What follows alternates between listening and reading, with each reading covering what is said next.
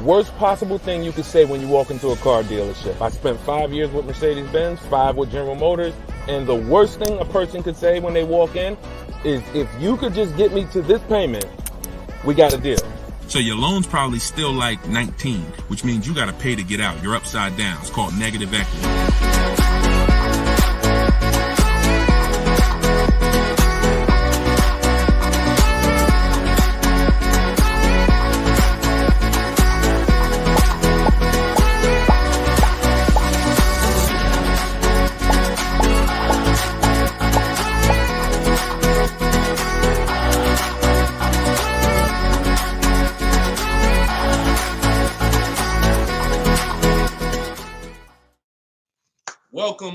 Welcome to episode 4 of Car Shopping Questions and Answers. We are live on 4 platforms: Instagram, YouTube, TikTok, and Facebook.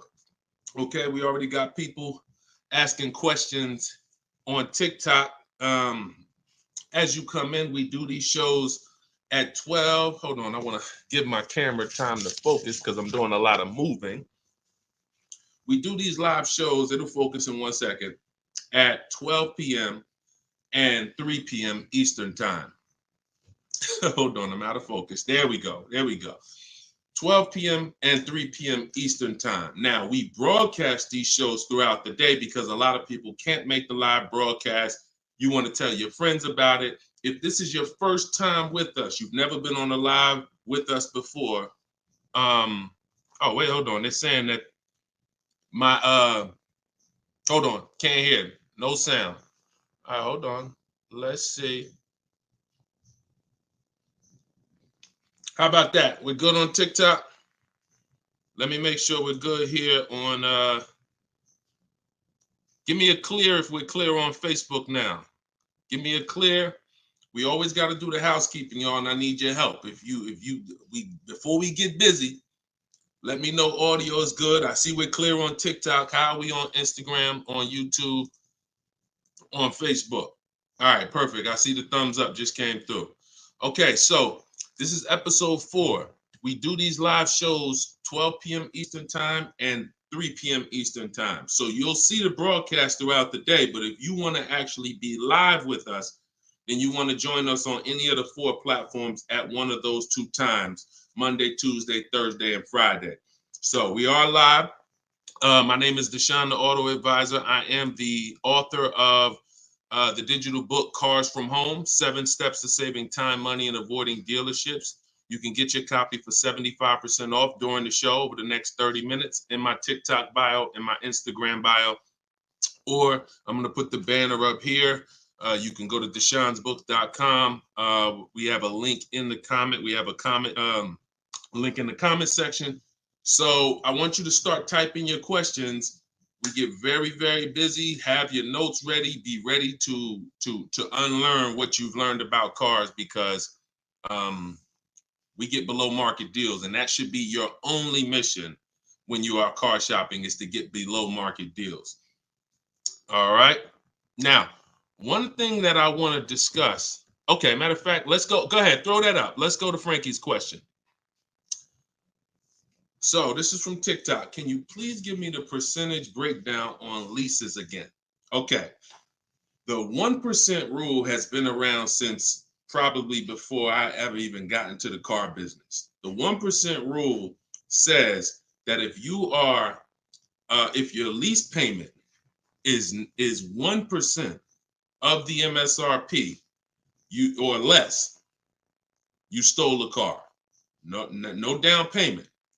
So I had a 2018 Jeep Grand Cherokee. It was a $35,000 vehicle. My lease payment was $330 a month. That was under 1%. That's how we indicate that. Now, how we're doing the math is we are taking the MSRP, taking the monthly payment rather, and dividing it into the MSRP. For example, $330, which was my payment, into the MSRP, which was $35,000, and then that gives us 0.009%. 0.009%. Good afternoon, Vivian. Good to see you. So That's how you do it. Now you can multiply by 100 if you want to really get the percentage. You multiply by 100 and you'll see 0.94%. So that has been around for a long time. Shout out to the sharers. I see you, Frankie. Thanks for sharing. Please DM me too. I'm still waiting on ideas for what we could do for the people who share the broadcast. I mean it. We want to make sure we are rewarding people who share, tag, people who invite people to the broadcast. So DM me these ideas. Those are the only DMs I'm looking for because we get too many DMs to really respond to them. We get probably 50 to 100 a day. So we can't respond to all DMs, but those are the ones that I'm looking for. Okay, shout out to everybody who shares. Now, that's been around for a long time. That's how you know you stole the car. It's not even a question now that we still need to get offers because like this is Freener right here. This is why you never want to get excited about one offer unless it's the lowest bid. Here's why. Freener, she just got a, hold on, I'm putting it up here on the screen. She just got a 0.88% lease on a Jeep Grand Cherokee hybrid anniversary edition. $65,000, $65,950 was the MSRP. Her best bid was $579 a month. She's in the video library. She has what we teach. Getting bids. See, so sometimes you could look and be like, oh, this offer looks really, really good. Should I take it? Not if it's not the lowest bid. It must be the lowest out of at least 5 offers. Because what I always tell you is 80% of dealers are overpriced. They're going to overcharge. So that's how you know if you won. Now we had to come up with something. When I started teaching people about leasing, I said, oh, shoot, some of you going to go out here and you've been buying your cars and you're going to walk into dealers and you're going to get a lease and you're going to think it's good because you're still paying less than somebody who actually bought. But we had to come up with something that was showing you when you were overpaying for a lease. And so I started doing some math because I love math. And once I worked the math out, I said, okay, how much are we paying before we're paying too much for a car we're giving back?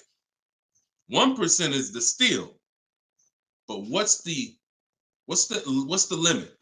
And I started looking at how cars depreciate, how much car, if you bought it, how much the car would depreciate. And I came up with 1.5%.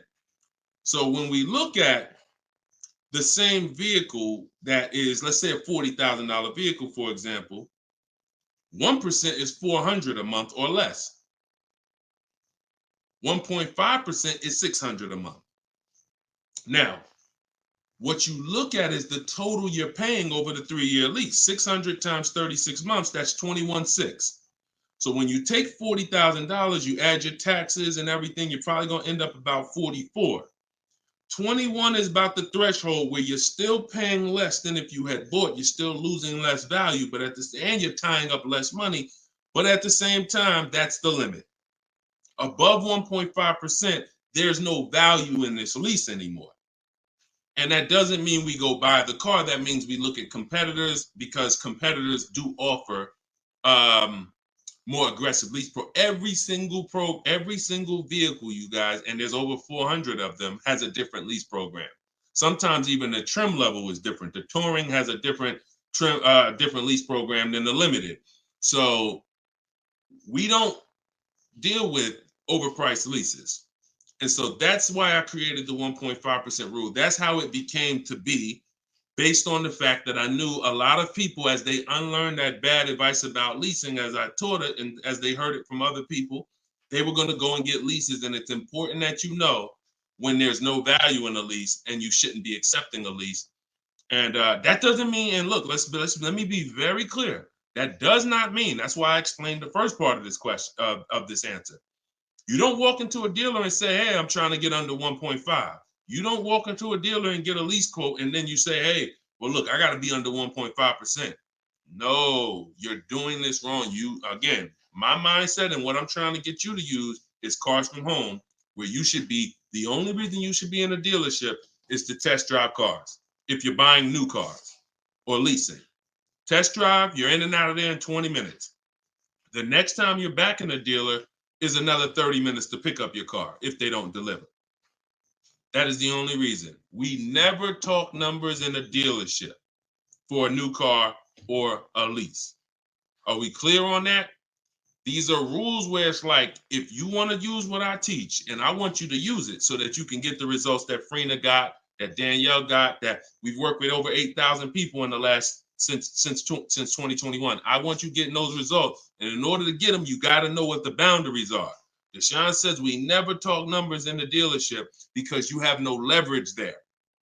Your leverage is at home, in control, communicating with multiple dealers, and where you can't get emotional. Okay? Clear? So that's the 1% rule, and that's the 1.5% rule, Frankie. Great question. Okay, shoot the next one in, Dolan. Great question. All right, this is Tony on Facebook. And remember, look, y'all, we are live right now. So some of you have seen the rebroadcast, and you're like, Deshone, okay, this is 3 p.m., 12 p.m., we're live. Okay, so this is the time to ask your questions. You're not watching the rebroadcast, and this is also the time to tag a friend and make sure they're here so they can get their questions answered. Shout out to the sharers. And could y'all keep tapping the screen on TikTok and running those likes up? This gets TikTok's attention and gets more people over here because we got to do this together. All right, Tony from Facebook says, hi, my lease is up in a month. I wrote to get 3 quotes from dealers. I only got 1. That's normal. The other 2 are taking their time. That's normal. I have a third-party restriction. Should I wait for the other 2 quotes or just run with the 1 quote? I never run with a 1 quote, and I get 5 quotes. So you're mentioning 3. I never mentioned 3. 80%, again, a lot of what we're talking about, y'all, is math. I'm unfortunate where I have the data. I got probably 5,000-6,000 people who have my book. We probably got close to 2,000 people in the Cars from Home library in my coaching program. That's a lot of data to prove that it's 80% that are overpriced. That's 4 out of 5. So the reason why we must get 5 quotes is because 4 are overpriced. So 3, not enough. Now, if you're doing this manually, this is still easier than you walking into a dealer doing it by phone. But at the same time, I do online. I go to their website. We are connecting with dealers through their website. You don't want to do this with third-party websites that say, hey, we could connect you with multiple dealers. You don't want that because now they're trying to sell your information to the dealers, and this is not what you want to do. You want to create a Gmail account specifically for shopping. We go to 25 dealers' websites. In my book, I link you to all the dealers so that you can just put in the zip code, and then it'll pull up all the dealers around you for every brand. But you can do this yourself. You can go there and you can actually you go to each dealer's websites. We do a copy and paste message. I have a template that I use that the people who follow my stuff use. And the template you need to tell them exactly what you want and what you're open to. Colors wise, this is why we build our car. We always build our car, go to the website, build the car, because we tell them exactly what we want and what we're open to. This takes us 20 minutes to contact 25 dealers online, copy and paste. We're telling them what we're looking for. Hey, these are the colors I'm open to, blue, black, or silver. These are the trim levels I'm open to, limited or touring. We're telling them this is these are the package, these are my must-haves. I need the big sunroof. All of that has to go in to it's not that you're not car shopping online. You're just now you're car shopping against people who their job is to make money. And so if you don't have what I'm telling you I've responded to hundreds of internet requests when I work for the dealers. If you're here for the first time, type a 1. If this is your first time ever being on a broadcast with us, type a 1. I want you to know a little something about me. I was inside car dealers for 14 years, responding to these quotes.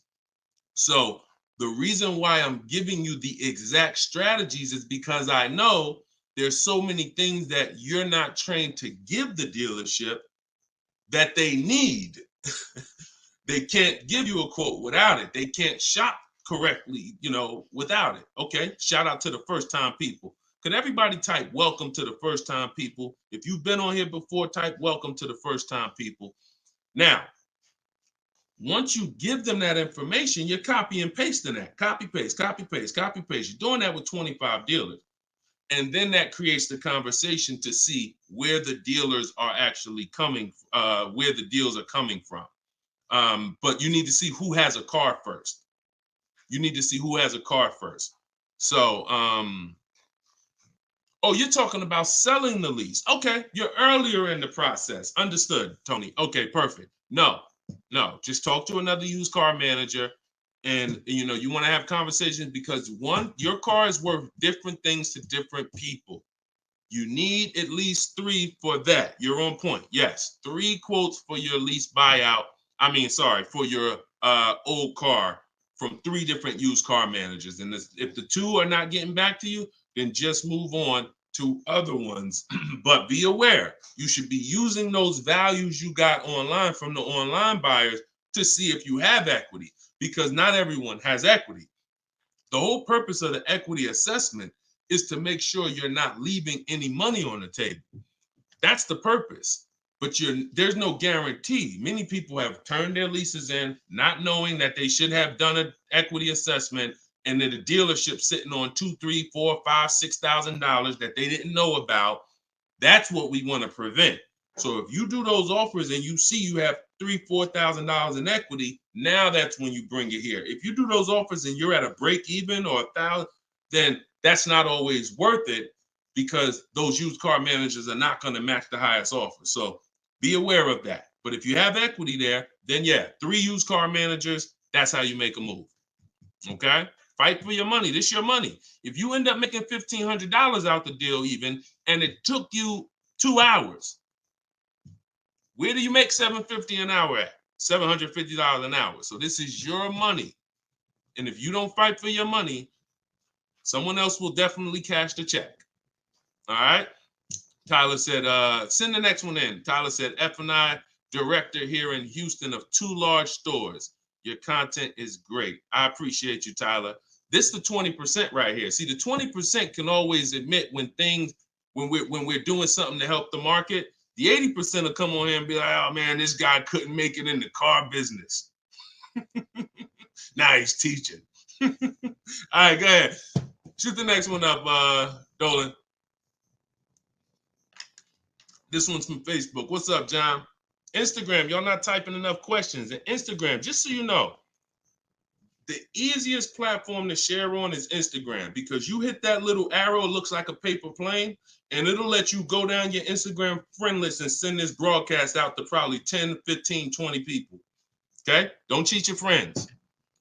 All right? Shout out to the sharers. John from Facebook says, is it hard to purchase with a charge-off on credit 3 years old? So everyone who has credit issues should be following Shonda Martin. She's on all the platforms, Road to 750 plus. And you should be working on getting your credit to the point where you can qualify for the best programs. And you don't need an 800 credit score to qualify for the best programs. You usually need close to 680, 690 will usually qualify you for most tier 1 leases. Now there are some cars that have super tier where you tier A1 plus, but that's not most leases. That's not your standard everyday cars that most of us are leasing or buying. So the question is, the answer is, if you don't need a car, then you should be working on your credit. If you need a car, then there's nothing you can do. You need to make a move. And so I recommend a company like Limbuzz. We're always going to give the dealer a chance to match or beat our offer. So whoever we end up buying our car from, some of you have been taught never let the dealer participate. That's costing you money, because the dealer has 7, 10, 12 banks on their end. Now, If they're trying to beat and earn your business, now that's a winning position. See, check this out. When you have a finance manager who's saying this about you, what's the highest interest rate you think they'll pay? What's the highest payment you think they'll pay? That's a bad position to be in. That only happens when you have no leverage, you haven't shopped, you haven't come in with an offer, and now they're trying to see the highest interest rate that you'll pay. We're not doing that. You're doing it our way, which is we're going to have we don't let anyone touch our credit until after we find our car. Now, once we find our car, get our best deal through a bidding system, now we're going to take that purchase agreement, that's a receipt. Yep, I see the questions coming in on Instagram. We got you. Hold on, Atlantis.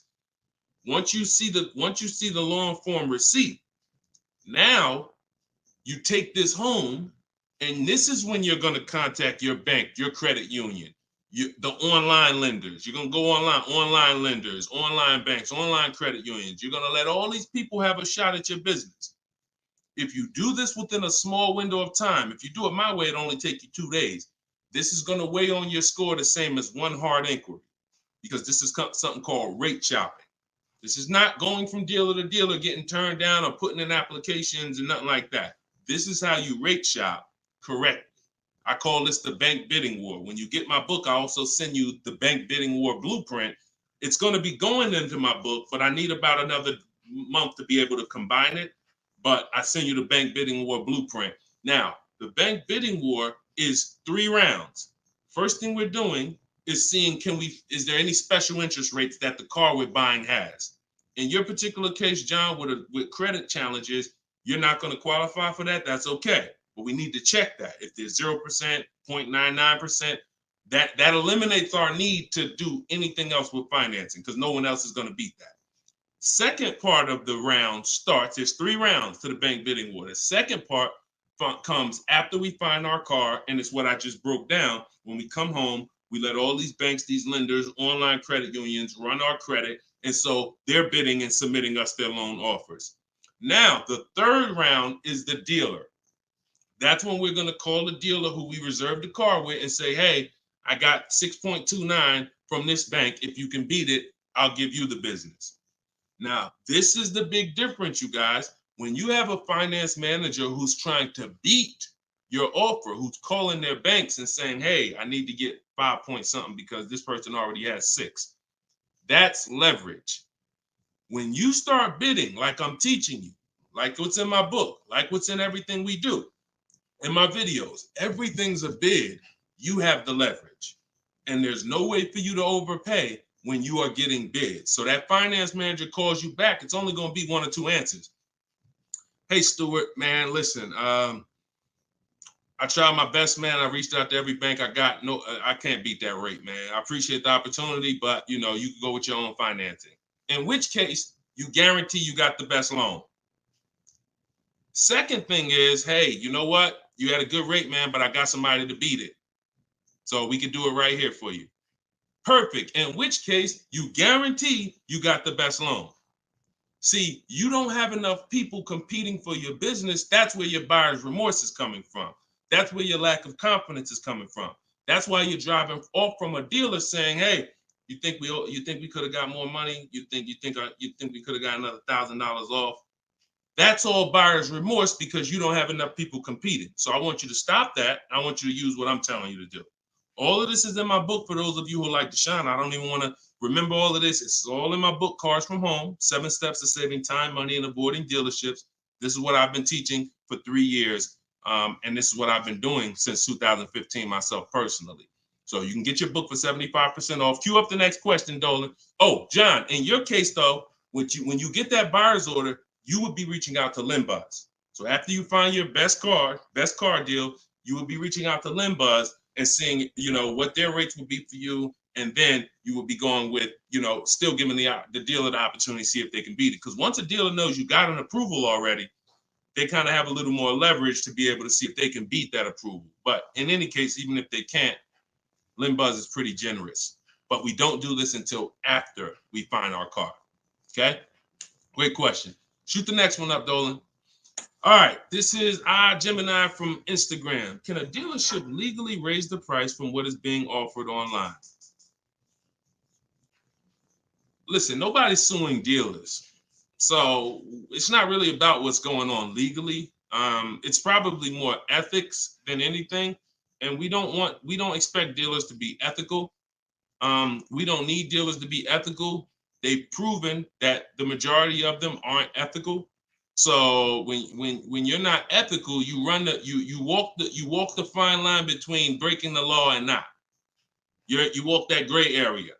You know, yeah, I overcharged you. I know you could have paid less, but I know, yeah, whatever. But I know I could have sold you the car for less. But I'm gonna tell you that this is the best. Like, all of this stuff is unethical, but it's legal. So when it comes to what we're doing, our job is to protect ourselves.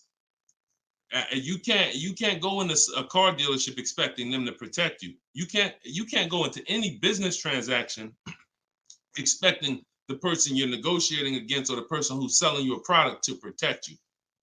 That's why we exist, because there's no one out there. If it hadn't been done, you'd been good. If there were, even if the I think it's the Federal Trade Commission or whoever regulates businesses were stepping in to protect the public, then we wouldn't have a need for what we do. But that doesn't exist. So it's on you. It's buyer beware. It's you protect yourself. And so I provide the tools for everyone who wants to take action to protect themselves. All right? But no, we don't expect dealers to do anything other than what they've been doing. Go ahead, shoot the next question up. Let's roll. All right. Why shouldn't a person focus just on monthly payment, monthly car note? Okay, good question. Hold on. Let me make sure I can see Instagram. All right, so this one's from Instagram. Promise Tammy said, why shouldn't a person focus on just the monthly car note amount?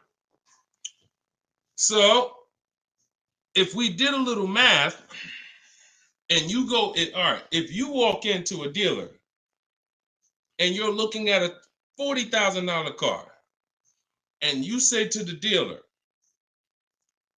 how much does that car cost a month? And they're smart, if they're trained, they're gonna say, well, it's not really about the car payment right now. Do you like the car? And once you say, yeah, I like the car, let's get down to numbers, they're gonna ask you, they're gonna try to figure out what you could afford. Like, what's the most you could afford? Or I can't afford any more than $450 a month. Now, some of you know every $1,000, every $5,000 on the purchase price of a car is how much per month. Some of you know. I know we got a lot of new people on here, but for those of you who've been tapped in with us, how much is every $5,000 on a car loan? So, and the reason why I give you guys this parameter is so when you look at that $40,000 car, thank you, Frankie, got it. You should automatically know every $5,000 is about $100 a month. Yep, you got it, Michael. All right, I see you. We got people tapping on every platform. Good job, Carmelo. So the reason why, see, those of you who focus on just the car payment, you are some of the people who the 80% of dealers are going to manipulate the most and make the most money on.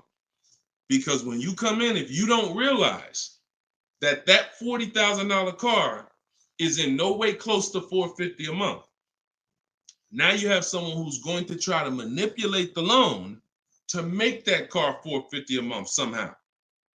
Now, it's usually going to end with you having a super long loan. So I've had people come to me years ago, friends that would say, Deshone, what you think about this deal? I say, man, let me look at the paperwork. And I see, man, you know the loan is 96 months? Nah, man, I didn't even know that. Yeah, the loan is 96 months. What is that, 8 years? 84 months is 7 years, 96 months is 8 years. So you're out the door at an 8-year loan. Now, I'm not going to assume you know why that's bad. So I'll say that an 8-year loan leads to too much interest, and it's what it is, because if they got you an 8-year loan, it's certainly at a high interest rate, because banks know that those loans, people who need 8-year loans, are risky. People who need 8-year loan, they got to protect themselves because typically the car may have problems in the long run. When you go down, see the whole point with a shorter loan, 5-6 years. Some people want to be conservative. You take 4 years, but you want that car paid off by the time maintenance comes, by the time repairs start being needed, because cars need repairs every now and then. So you want the car paid off. They know that if we give this person an 8-year loan, typically they're probably gonna have issues around year 7, year 6, even depending on the age of the car. So the length of loan, I teach something called the rule of 72 and the 10th birthday. I will not in any way co-sign anyone getting a loan longer than 72 months, which is 6 years, because we don't have, see, what's the longest loan, a mortgage that any of you would take? Let's keep a real fast dialogue going. All of this is to really answer the question that Tammy's asking, which a lot of other people have. So we need to indicate why this makes a difference. The longest mortgage most of you are going to take is 30 years. Mortgage. There are 40-year mortgages available. There's 50-year mortgages available. No one on here said, yo, I do a 50-year mortgage. Why? Because we already know inherently anything longer than 30, that means we can't afford this house. That means we're looking at the wrong house. So we had to make sure we created boundaries so that you understand, okay, if I got to take a loan longer than 6 years on a car, that's telling me I can't afford the car. So once I get my best price, I should already be able to afford that car with a 6-year loan or less. And I combine that with the 10th birthday. So when you look at your car, you should have your car paid off by the 10th birthday. You're taking a lot of risk if you got a loan on the car past its 10th birthday. A lot of the times I was in a dealership, people came in with problems, big repairs, and they still had car payments. Car's 10 years old, 11 years old, and they still got car payments. You could run the risk of being in trouble because that car could be in the shop. Some of you have experienced this. Car's in the shop and you still got a monthly payment due every month. Now this is disaster, and that's what we're trying to prevent. That's why we don't focus on the monthly payment. When we're purchasing a car, we are only focused on the price of the car. We need to, before we even think about monthly payment, how about this? We need to make sure we're getting the car for the lowest price possible. Because some people go in and like, hey, the car's 40 grand. Well, what if another dealer will sell it to me for 35? Once I get the lowest price, then I'm concerned with what my monthly payment is going to be. So there's steps to this. But yeah, don't focus on monthly payment and just stay committed to what we're teaching, and you'll learn and you'll see why, even more information of why that's bad. But we want you to understand the numbers. Okay? Typically, you focus on monthly payments, you don't quite understand the numbers, but you will. All right, this one's from TikTok. Can you give us some tips about co-signing? Ooh, I have a very, very, very strict rule when it comes to co-signing. Now, some people, you're not going to like this. Some people will tell you this is bad advice. It's just my opinion.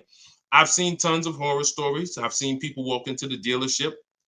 I've seen young people who will co-sign, who will use up people's credit, co-signing, and just burn them, because no one cares about, if you don't care about your own credit, you certainly don't care about someone else's in a lot of cases. So, but I do have some rules, because sometimes it's gonna make sense.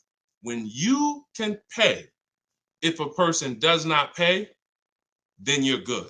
Example, my daughter, we're gonna get her a car. I'll co-sign only if I can pay the note if she doesn't pay.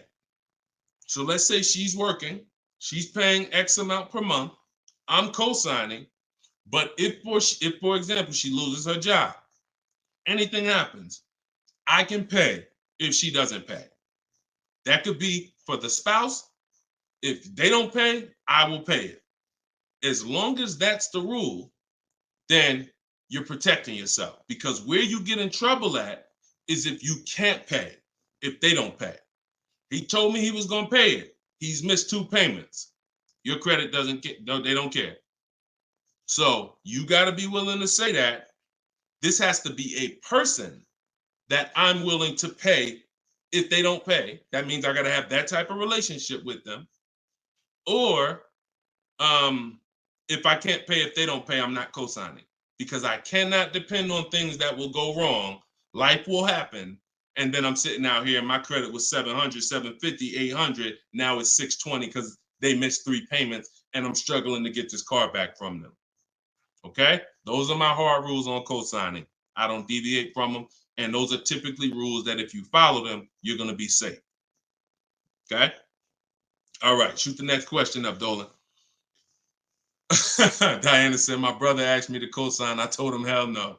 Listen, that's it. Listen, people will ask you to co-sign quick as, listen, people will ask you to co-sign like they just asking to borrow sugar. Hey man, can you co-sign this loan for me? No, listen. It takes a while to build up great credit, and it takes seconds to destroy it. Nicole from Facebook said, are you able to negotiate third-party restrictions in a new lease? So these are two separate things. The third-party restriction is the selling of the old car, not the new lease. We're not mixing these two. So we're going to, the people who work with me, you're selling your old car independent of the new deal. The new lease is its own transaction. We split everything we do into separate transactions. See, the car business has taught the public to give them up to 3 transactions. Buying a car from them is one transaction. Getting a loan from them is a second transaction. Letting them buy your old car, which you call trade. We don't use that word. That's 3 transactions. There's money in each transaction. There's money in each. That's why there's companies that only want to give you loans. They don't sell cars. There's money in loans. There's companies that only want to buy your car. They don't care about selling your car right now. There's money in buying cars. So you need to separate these transactions if you want to maximize each. There's no way for you to save the most money without maximizing and looking at each part of your deal as its own separate transaction. So if I have a third-party restriction, I'm doing the equity assessment. A third-party restriction is, some of you have leases.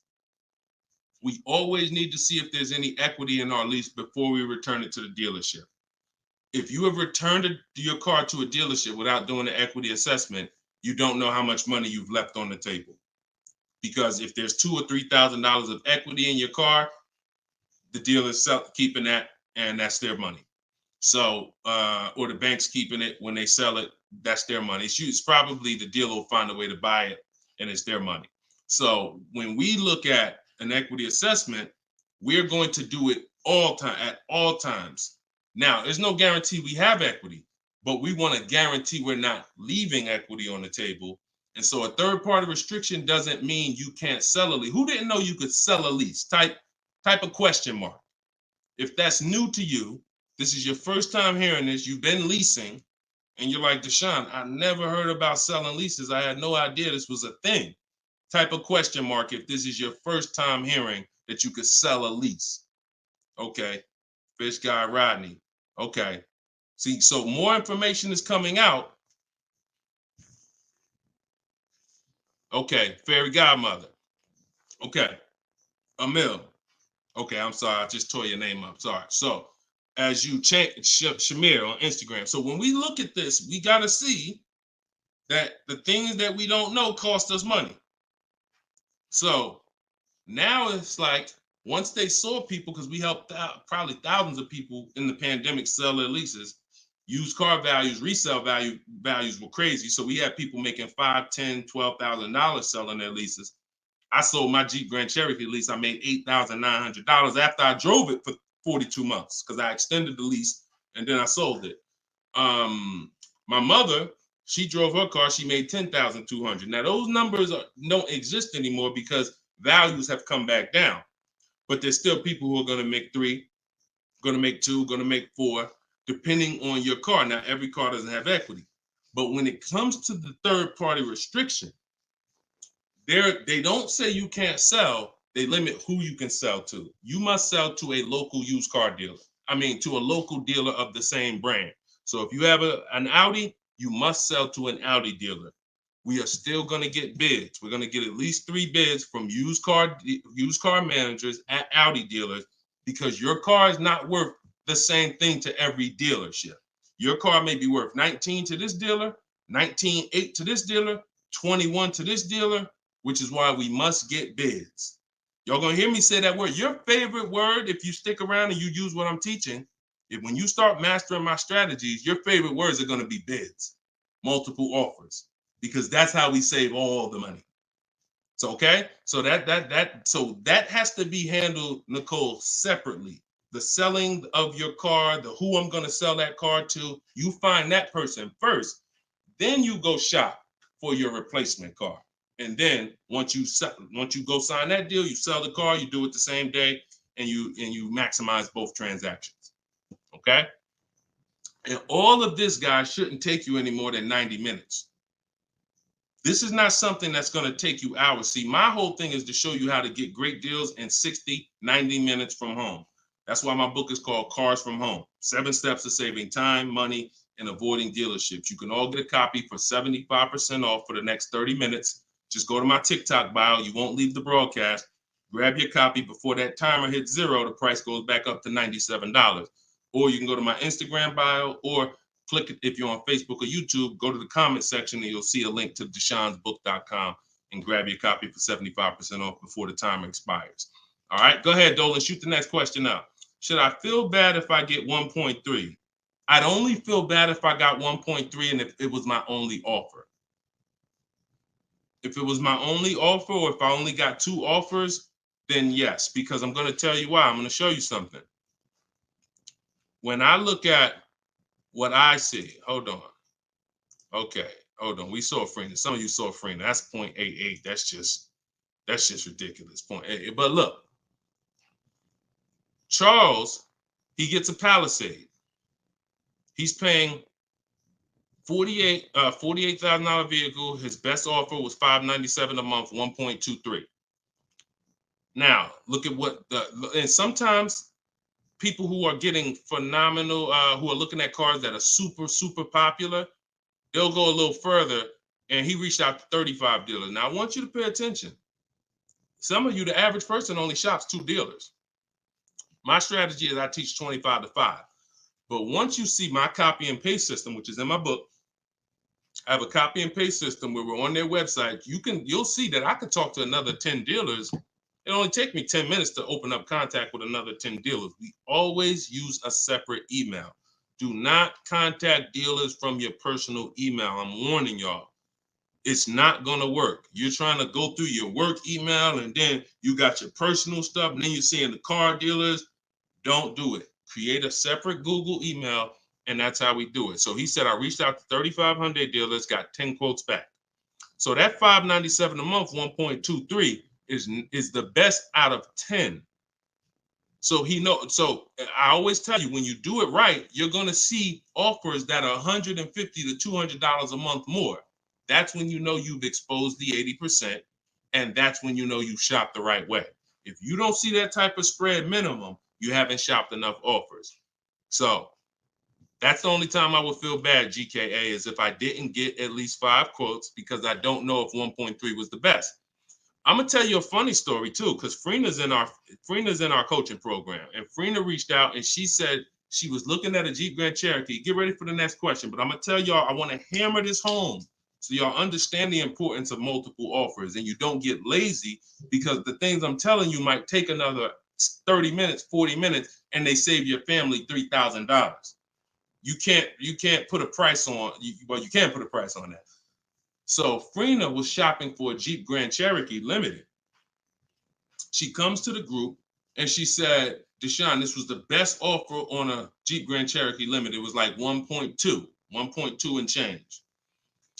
But she said, the guy that made me this offer said he has this 4XE. It's a hybrid. And he said he could actually do better on that one. She said, what do you think? He told me what it would be. It would drop the price here. I said, if you're open to that, then you need to run your quotes again and get 5 more offers on that vehicle, because it may have a better lease program, in which case you need to open it up again. She opened it up again. That's how she got her 0.88% lease. So if she would have just said, well, this guy is getting me 1.1, I'm going to just take that, then she never would have found a 0.88. multiple offers. That's probably $100 a month difference than what the last offer, $100 a month times 36 months on this lease. You're talking about $3,600. And she did it in minutes. Once y'all learn how to do this, it's minutes. This is not hours.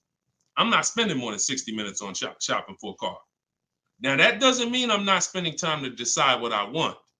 But once I decide what I want, once you know what you want, 60 to 90 minutes to get the best deal. That's it. All right, shoot the next one up, Dolan. Keep the questions coming, y'all. We are live every day at 3 p.m. Eastern time. Well, not every day. Monday, Tuesday, Wednesday, Thursday, and Friday. Monday, Tuesday, Thursday, and Friday at noon and 3 p.m. So this is our live show. Okay. Throughout the day, though, you may see a broadcast and you'll know, okay, you'll still be able to get value because most of the people who are asking the questions on here are asking the same questions you would have asked. So go ahead, Dolan, shoot it out. This is Raymond from YouTube. How do you structure a lease? So the first thing you want to do is look at the car you're thinking about leasing. And we like to use a 1.25% formula estimate to see if we should be even looking at that car. Okay. So if I'm looking at a car that's $40,000, I'm doing a 1.25% estimate. I'm multiplying it by 0.0125. And then I'm going to see, 40,000. I'm multiplying that by 0.0125, and that comes out to 500. So that's going to tell me if I'm looking to be at 300, that's not the car that I'm going to be looking for in most cases. Now, we don't know if the best deal is going to be 1.25, but we're trying to estimate based on a bad deal is above 1.5. Anything above 1.5, we're overpaying for our lease. No money down. Money down comes later. Now a steal is 1.1%. So I teach something in my book. It's called 1% is the steal. Between 1% and 1.5% is the deal. And then above 1.5% is time to chill. We don't do that. So that's the first thing. Now, once we move past that, now it's time to choose our mileage. So we're going to look at our lifestyle. We're going to see how much we drive to work, how much we're going to be driving the car. And once we come up with that, you're just doing some simple calculations. What's your round trip to work? 10 miles. How many days a week? 5 days. Okay, that's 500 miles a month. That's if you do the math. Let's say your trip to work is 20 miles round trip, and you do that 5 days a week. You're doing 100 miles a week to work. Times 52 weeks of the year, that's 5,200 miles. So I walk you through this in my book, but this is simple. 5,200 miles, and then you say, okay, well, I like to do a little leisure. I like to take a little trip down here. I go fishing, 1,000 miles away, blah, blah, blah, blah. So you're calculating what you're going to do. The easiest way to do it is to look at your old car and see what you've done. But if you don't have an old car, this is how you calculate it. You come up with, all right, I only need about 9,000 miles a year. Perfect. All of our leases, we shop our offers with 12,000 miles a year. That's your average miles. That's what we want to base our formula from. So whenever we reach out to a dealer, we do this online. As I said, everything we do is online. Once we do this, we're shopping multiple dealers and we're telling them, work us up a lease quote. First month's payment, total out of pocket. If you were on the last show earlier, we talked about we don't say down payment anymore. We say total out of pocket, TOP. Everybody who's clear on TOP, if you were on the last broadcast, type TOP. If you weren't, TOP is total out of pocket. That means only thing I'm giving you for this offer right now is my first lease payment, and I'm driving off. Total out of pocket. We're not saying down payments anymore. Okay? So now, we're structuring our lease with first month's total out of pocket, 12,000 miles per year, and that's how we're sending the offers out to the dealers. All online, all copy and paste. These are all templates I have, but I have templates where you just fill in what you want, blah, blah, blah, all in my book. There are links, there's templates, but if you're going to do it your way, that's fine, but this is how you do it. And you can sit in your computer and just copy and paste. And now you're looking to get 5 quotes. That is the mission. 5 quotes, and that's it. That's how we structure our leases. Once you're done and you get your best quote, Now that's when you adjust your mileage. So once you identify the best dealer, the winning bid, now you're going to say to that dealer, hey, can you adjust the offer to 10,000 miles a year? Can you adjust it to 18,000 per year? Can you adjust it to 25,000 per year if you're a high mileage driver? And you adjust it from there. But that's it. You do this over and over, rinse and repeat. Rinse and repeat. All right. Great question. Shoot the next one in, Dolan. All right. Shout out to the sharers. Thank you, Liba. I see you. Thank you so much. This one's from Preston on YouTube. What is the best way to finance a car out of state? It's no difference.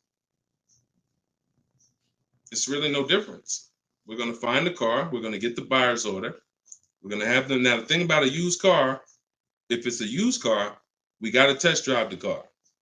So what you may want to do is if you're picking up a car out of state, you may want to go there, lock up the car, grab a cheap hotel for the night, stay there, because you don't want to eliminate the bidding process. The bidding process is your bank, your credit union, online banks bidding, and then dealers bidding. The dealer who you get the car from, they're bidding against that. Some of you don't really understand how much money is in finance. On a $40,000 loan, 2 points on an interest rate could literally be $2,500. So we got to understand there's a lot of money in loans. So if I'm driving to pick up a car out of state, what I'm typically going to do is go test drive that car. If I like it, I'm locking it up with a deposit. I'm taking that buyer's order. I'm gonna go back, depending on how far it is. If it's 3 hours away, I'm probably not gonna drive home and then come back. Depends on you. I'll probably just post up in a hotel. Go do my financing online.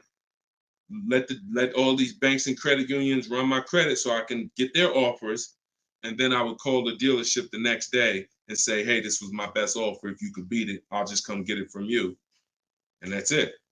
I'll spend $50, $60, $100 on a hotel to save $3,000, $2,000 on interest on my interest rate. But everything else is the same.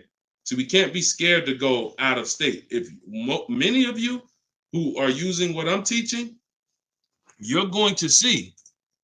Look at Eddie. Who was Eddie who drove? Hold on. Short conversation. John, hold on. Market. Trying to think. I'll see many of who I'm going to share with you. You'll see they'll say when they're picking up their car, I'm driving 45 minutes. I'm driving an hour and a half away. Look at Sean. Perfect example. Sean, he's also in our coach. Now, I don't want you to think, I got to be in Deshaun's coaching program. There's just some people who are. The information's in the book. We got the video library. For those of you who are like, okay, I like videos to go along with the book. That's fine. I link you to some videos in the book. But then there's some people who coach with me and I can talk personally to them. So Sean comes on here and he comes into the group. He said, he sends this. Look at the amount. He said, I'm looking at some advice on this F-150 Lightning XLT. It's a $73,000 truck. The dealer discounted it $4,900 and then revealed that there was a $15,500 rebate. His total savings is over $20,000 off this truck. So I'm like, all right. Now me, being who I am, I don't know if that's the best. 2015, I sold 2 Maybachs. They had $20,000 rebates on it. So we don't know if this is the best. I haven't seen, this is what I said to him. I haven't seen the other offers yet, but I'm assuming you got at least 5. You're saving over $20,000 on this with this discount and rebate, but the only way to know is to compare to the other offers.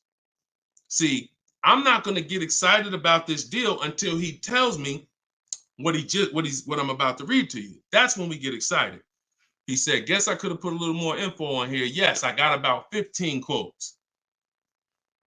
You see the difference? This is what I want you to get.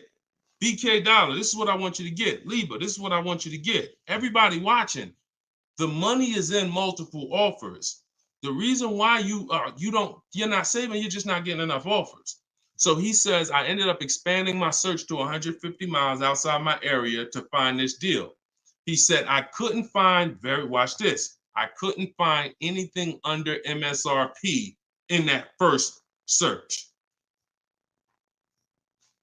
So think about how I'm telling you, the local dealers know when they see your zip code, they know, okay, some of them, all right, we don't have to do too aggressive. But those dealers that are an hour and a half away, when they see your inquiry, they're like, oh, listen, this is a person we never would have saw before. What is it going to hurt us to blow this truck out? And we take a deal from one of our competitors' markets. We'd love to see our license plate frame over in their market. That's how we win. So he ends up saving over $20,000, and he doesn't mind driving 150 miles to go get that truck. Why? Because every mile he drives is dollars he's picking up. We clear on that? We clear? If you're clear on the importance of multiple offers, type clear. All right, shoot the next one up, Dolan.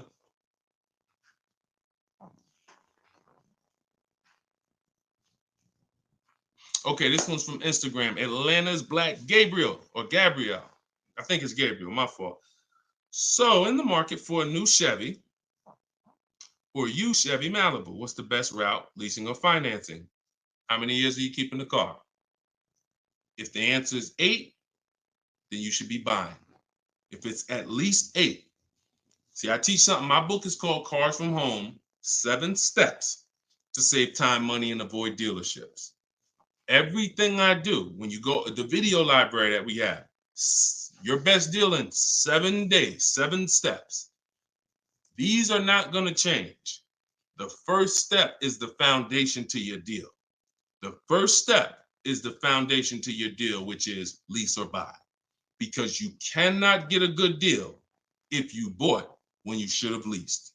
It's impossible, because the amount of money you're going to pay on the purchase is going to be too much if you buy brand new. And if you buy pre-owned, it's going to be about the same amount you'll pay.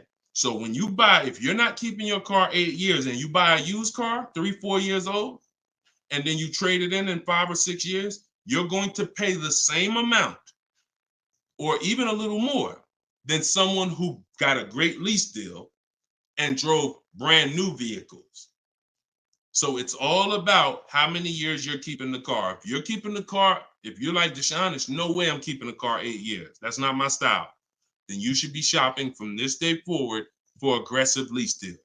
Now, once you find a car that you love, or if your spouse says, you know what, I don't switch cars like that. I keep a car 8, 10, 12 years. Then we purchase for them. We're going to purchase.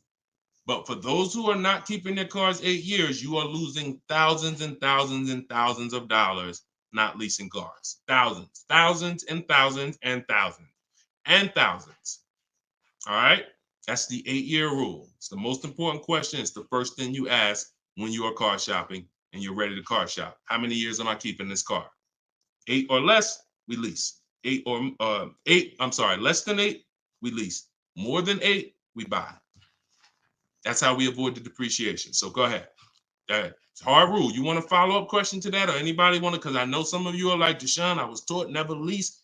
Whatever. You want to follow up to that question? That's perfectly fine. But that's the rule. And it's the rule based on money. I've seen thousands of scenarios, and I spend years and all my time shouting from the hills so people could understand how much money they're losing by not getting good lease deals or not leasing at all. Okay, go ahead, shoot the next one up, Dolan. Okay, this one's from TikTok. All right, Peyton. Do dealerships finance used cars too? Yeah, sure. Absolutely. But we don't finance, dealers are our last offer for financing, never our first. So what you should do is you should go watch the replay from earlier, episode 3. This is episode 4 of Car Shopping Questions and Answers. We do these lives Monday, Tuesday, Thursday, and Friday, 12 p.m. Eastern time and 3 p.m. Eastern time. For those of you who are like, because I want you to be able to tell your friends. Today, some of you are going to run into people who are car shopping. You need to be telling them, hey, you got to check this guy, Deshone the Auto Advisor. He does this show, live show, 12 o'clock, 3 o'clock, Monday, Tuesday, Thursday, and Friday. But you want to watch episode 3 where we went into detail about how we don't finance. In fact, early, I think we talked about it early on this episode. Your financing should be independent from the dealer. The dealer should be your last offer for financing. Because what you're asking for, that's 2 transactions. You're giving them 2 transactions of business. You're giving them the purchase of a car, and then you're giving them the selling you of your loan. So what we do is we separate these transactions and we get bids for each. So the only way I'm dealing with a dealer, the only way you're going to be dealing with a dealer is if they've won the bid, which means if I'm looking for a used car, you won the bid out of all the used cars. Like, all right, give you an example. This is Vincent. Vincent got a 3-year-old Lincoln Corsair, premium trim level, under 45,000 miles, clean Carfax, inspection, all from the comfort of home. I'm reading what he put in our group. He was targeting to find a discount of 30 to 35% from the MSRP. This is something that no one is teaching you guys about what you need when you're purchasing a used car. If you're going to be purchasing a used car in the future or your next car, or if you bought a used car in the past, type the letter U. Type the letter U. If you're going to be purchasing a used car, or if you have purchased a used car in the past, I'm about to give you something that you have never heard before, but it is no way for you to know you got a great deal until you start talking the way Brandon talks here. You notice he said 30, he was targeting to find something 30 to 35% from the MSRP. In order for us to know, I see you, Shelby. I see you, Emma. I see you, Katarina. I see you, Raymond. Okay, perfect. Atlanta's Black Gate. All right, a lot of people. Okay, so when you are shopping for a used car, let me tell you a story, give you an example, all right? So I was shopping for my pre-owned Infiniti truck 3 months, a little over a year ago. I narrowed it down to 3. Now, I narrowed it down based on title history, service records, accident history. We talked about this in the last episode, episode 4. Title history, service record, episode 3 rather. You can see it on YouTube. And if you're on YouTube, please make sure you subscribe and please hit the like button. It matters because that shows the algorithm that we talking business over here, that more people need to be here. So when I narrowed this down now I get to, like, I think I narrowed it down to my top 4. They were all white. They were all within 30, they're all within $1,500 of each other. Now, here's the problem. This is where it gets complex for you. Because I'm looking at one that they're asking 30,000 and change, one they're asking 31,000, one they're asking 31,800. You know, they're all within $1,500, $2,000 of each other. Similar miles. On the outside, they all look similar. Without knowing, I created something called the true value percentage. What is the true value percentage? It's not what the website says is a good deal. It's the percentage off of what the vehicle was when it was brand new. So I pulled the window sticker for each of these vehicles. I pulled the window sticker, and what do I see? Now I teach you how to do this in my book. I teach you this entire process, but I'm walking you through it. Exactly. I pull the window sticker. You can get it from Carfax, depending on if Carfax has a deal with that manufacturer. Carfax has window stickers. Now, what do I see? One car is 46,000 when it was brand new. Now they're asking 31 and change. Okay. One car is 48 when it was brand new. They're asking 31 and change.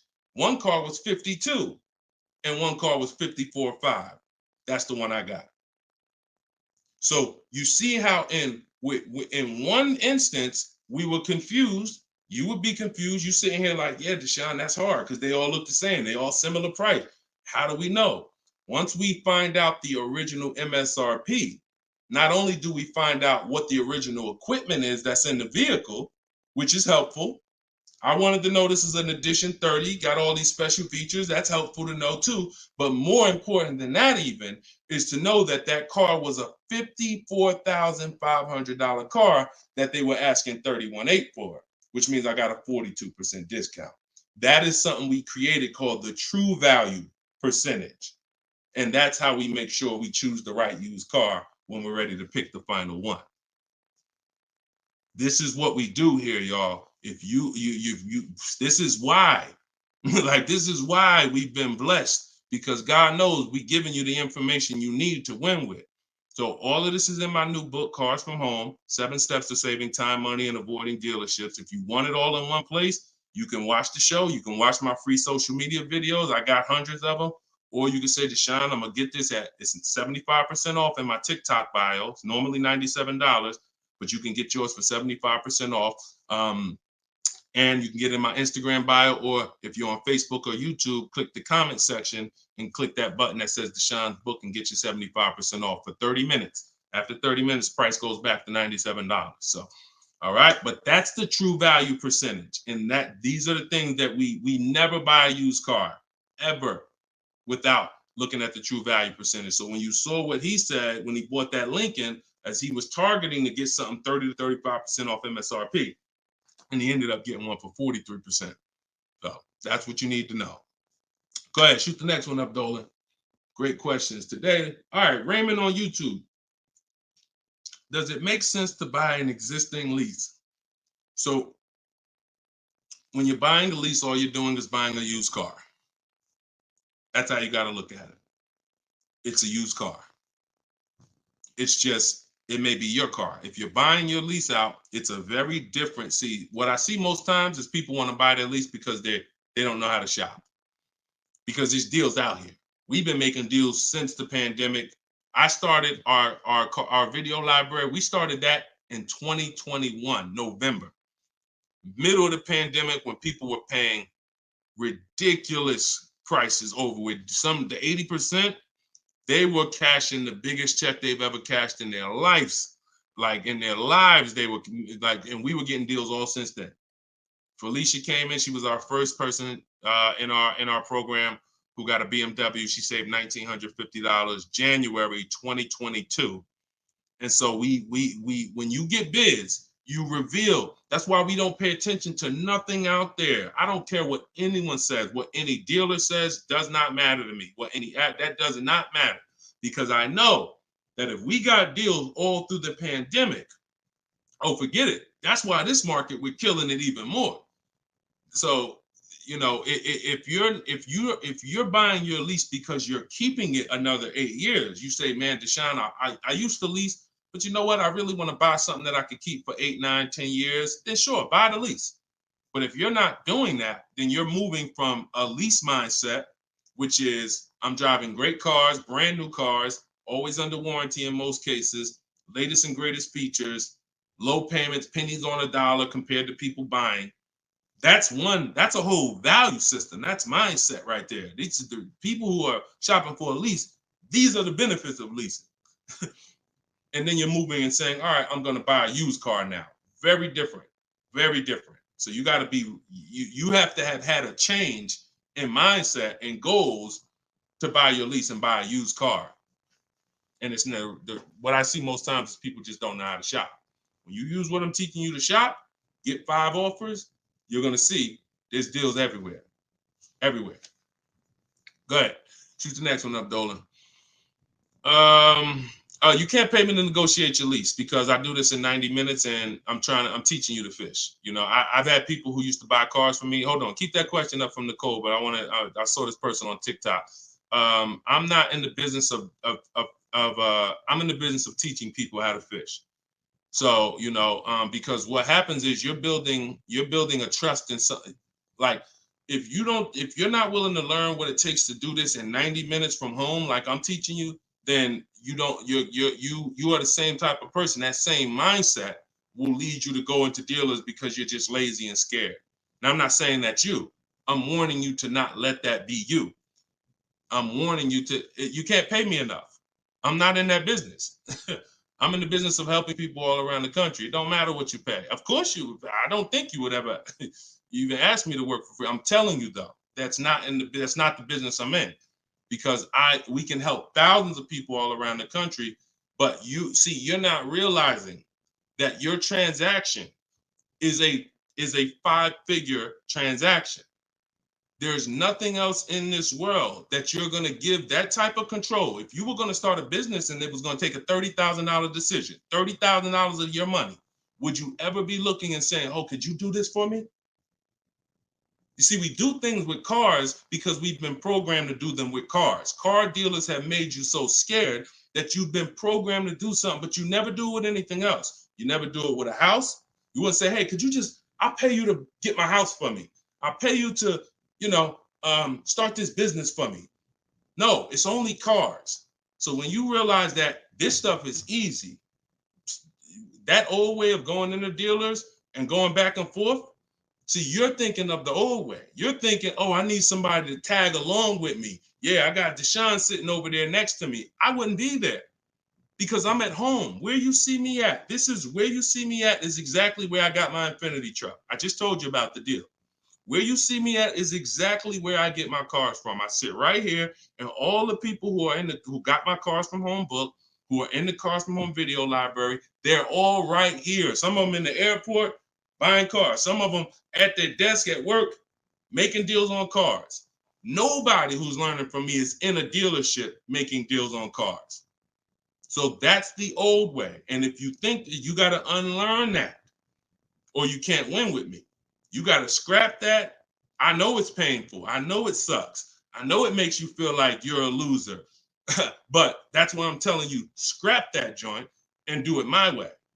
And when you do it my way, you're going to be like, oh, shoot, man, how the heck wasn't I shopping like this years ago? All right. So now Nicole on Facebook. Do you shop or negotiate differently for a car that is low in inventory or shortage? No. Now, the only difference is, let's say, and this is the reason why we connect with 25 dealers. See, in my book, I said we use the 25 to 5.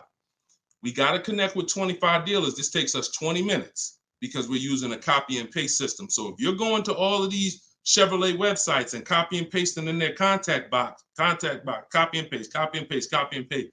Now, what you're doing is you're shopping out of all those dealers' inventories.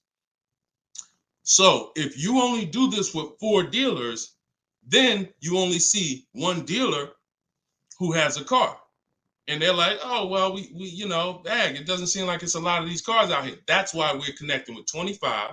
You saw Sean, he connected with 35. And so when we connect with these dealers, we're not just doing it to get bids. That's one reason. But we also know out of all these 25 dealers, probably 10 of them have a car that matches what I would want. And then I'm going to get 5 to 7 offers. So now let's just say we're at a mid period where the 2024s are sold out and the 2025 hasn't come in yet. Now what's going to happen is all of those dealers out of the 25, maybe 2 of them have a car, and they're going to tell you, you know what, you really need to order it. That's not because it's a low inventory. That's because you're usually in between model years, and the old one has sold out, and the new ones they're waiting for it to come in. But it doesn't change the way we shop. And sometimes we will order. If I'm purchasing, I'm more likely to order because I'll get bids, and then I'll take the car. But if I'm leasing, we're less likely to order because we don't know what the lease program is going to be. See, I could get a dealer that discounts the car for me $3,000. We had a person in our group, and they were getting a new BMW X4, the X4M, like the performance edition. We had a dealer, their best bid, the dealer was taking off $3,000 off MSRP. So, but the lease program is what we didn't know. And once the car came and they put the lease program on it, we saw that it was over 1.5%. So even at that discount, wow, we saved $3,000. Now, if she was purchasing it, that's a win. $3,000 off, beat everybody else. So I don't mind ordering if I'm purchasing. But on a lease, I'm less likely to order because I don't know what the lease program is going to be until the car gets here. Okay, but yeah, that the process doesn't change. It just we have little caveats based on on low inventory. Okay, process is the same. Nothing changes our 7-step process. Nothing. All right, go ahead, Dolan. Shoot the next one up.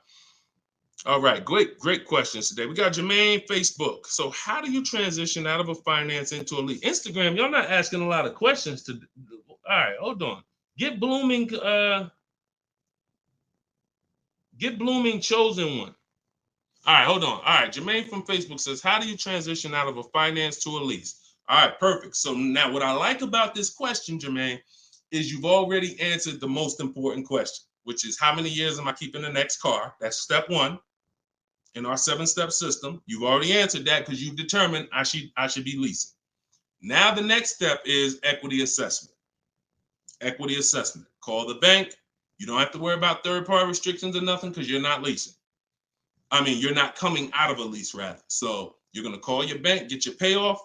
You're going to take 20 minutes, go on CarMax, Driveway, Carvana, Kelly's Blue Book Instant Cash Offer, AutoNation Sell My Car, Car Guru Sell My Car. Get those 6 offers.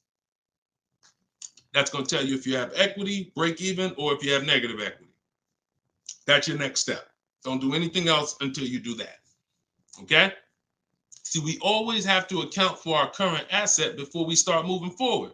What happens if he has $3,000 in equity? That means he has $3,000. He could either apply towards his next deal, or he could put that money in his bank account and, maybe he leases the next car with no money out of pocket. So equity assessment always comes even before we budget, before we plan our mileage, before we do anything. Equity assessment is what we do. All right. All right, shoot that next one up. Shoot that one up from Instagram if you got it, Dolan. It might have took you a minute, but because we got it's comments from everywhere, y'all. No matter. Okay, here we go. For your calculator, why doesn't it negotiate to the lowest offer? My calculator is the best. My calculator is the best thing that exists because it takes all the offers you get. By the way, y'all, what she's talking about. And you got to be specific because I do have multiple calculators that I've created in my book, multiple softwares where you plug in stuff and it spits out so one of the calculators that I have is the counter offer calculator. So we never accept a deal until we send a counter. So what we do is we take the counters. We take all the offers we get, we plug them into my calculator. Whether it's a lease or whether it's several types. One is for leasing, one is for cash purchases and financing. Now, when you're financing, you're always getting your deals with tax and everything included, all in. So what it does is it takes all the offers, you plug them in, and then it spits out which one is the best, and it counters everyone based on the best offer. So let's just say a dealer says, I'm gonna do a 1.1% lease, and then this dealer says 1.2. This dealer says 1.3, 1.5. It's not countering all the high offers based on their high offers. It's countering all the offers based on the lowest offer.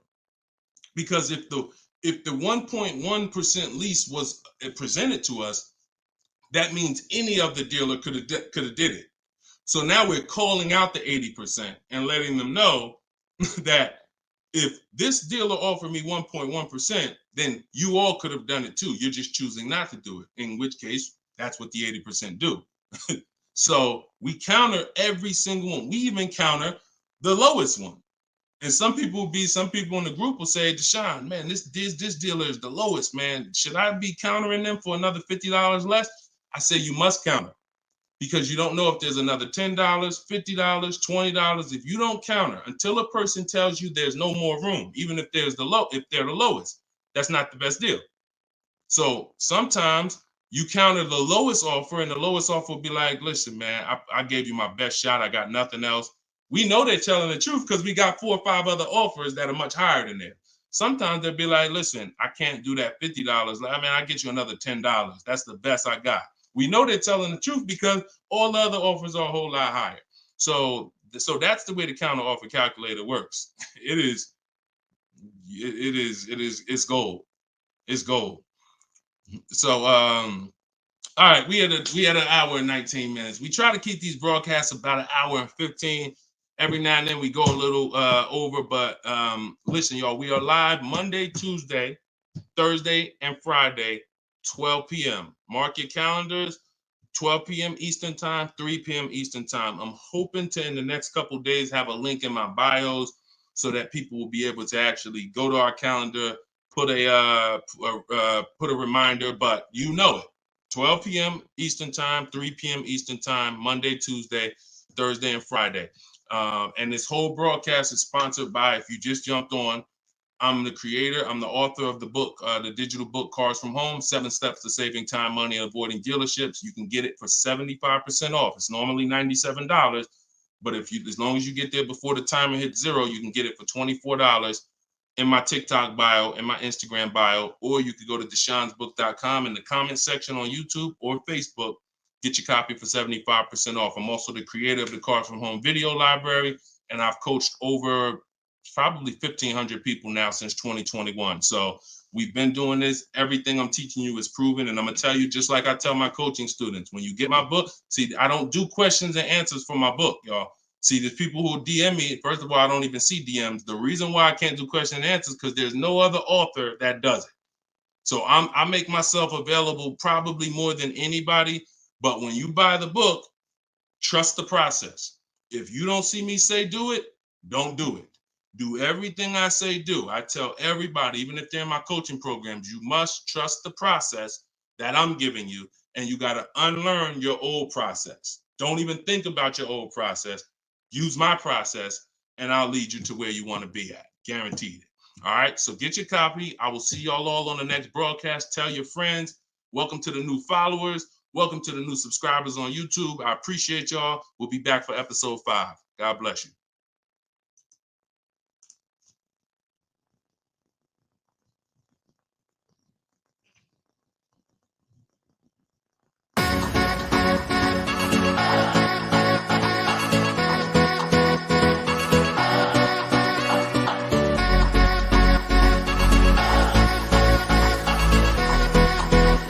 The worst possible thing you could say when you walk into a car dealership. I spent 5 years with Mercedes-Benz, 5 with General Motors, and the worst thing a person could say when they walk in is, if you could just get me to this payment, we got a deal. So your loan's probably still like 19, which means you got to pay to get out. You're upside down. It's called negative equity.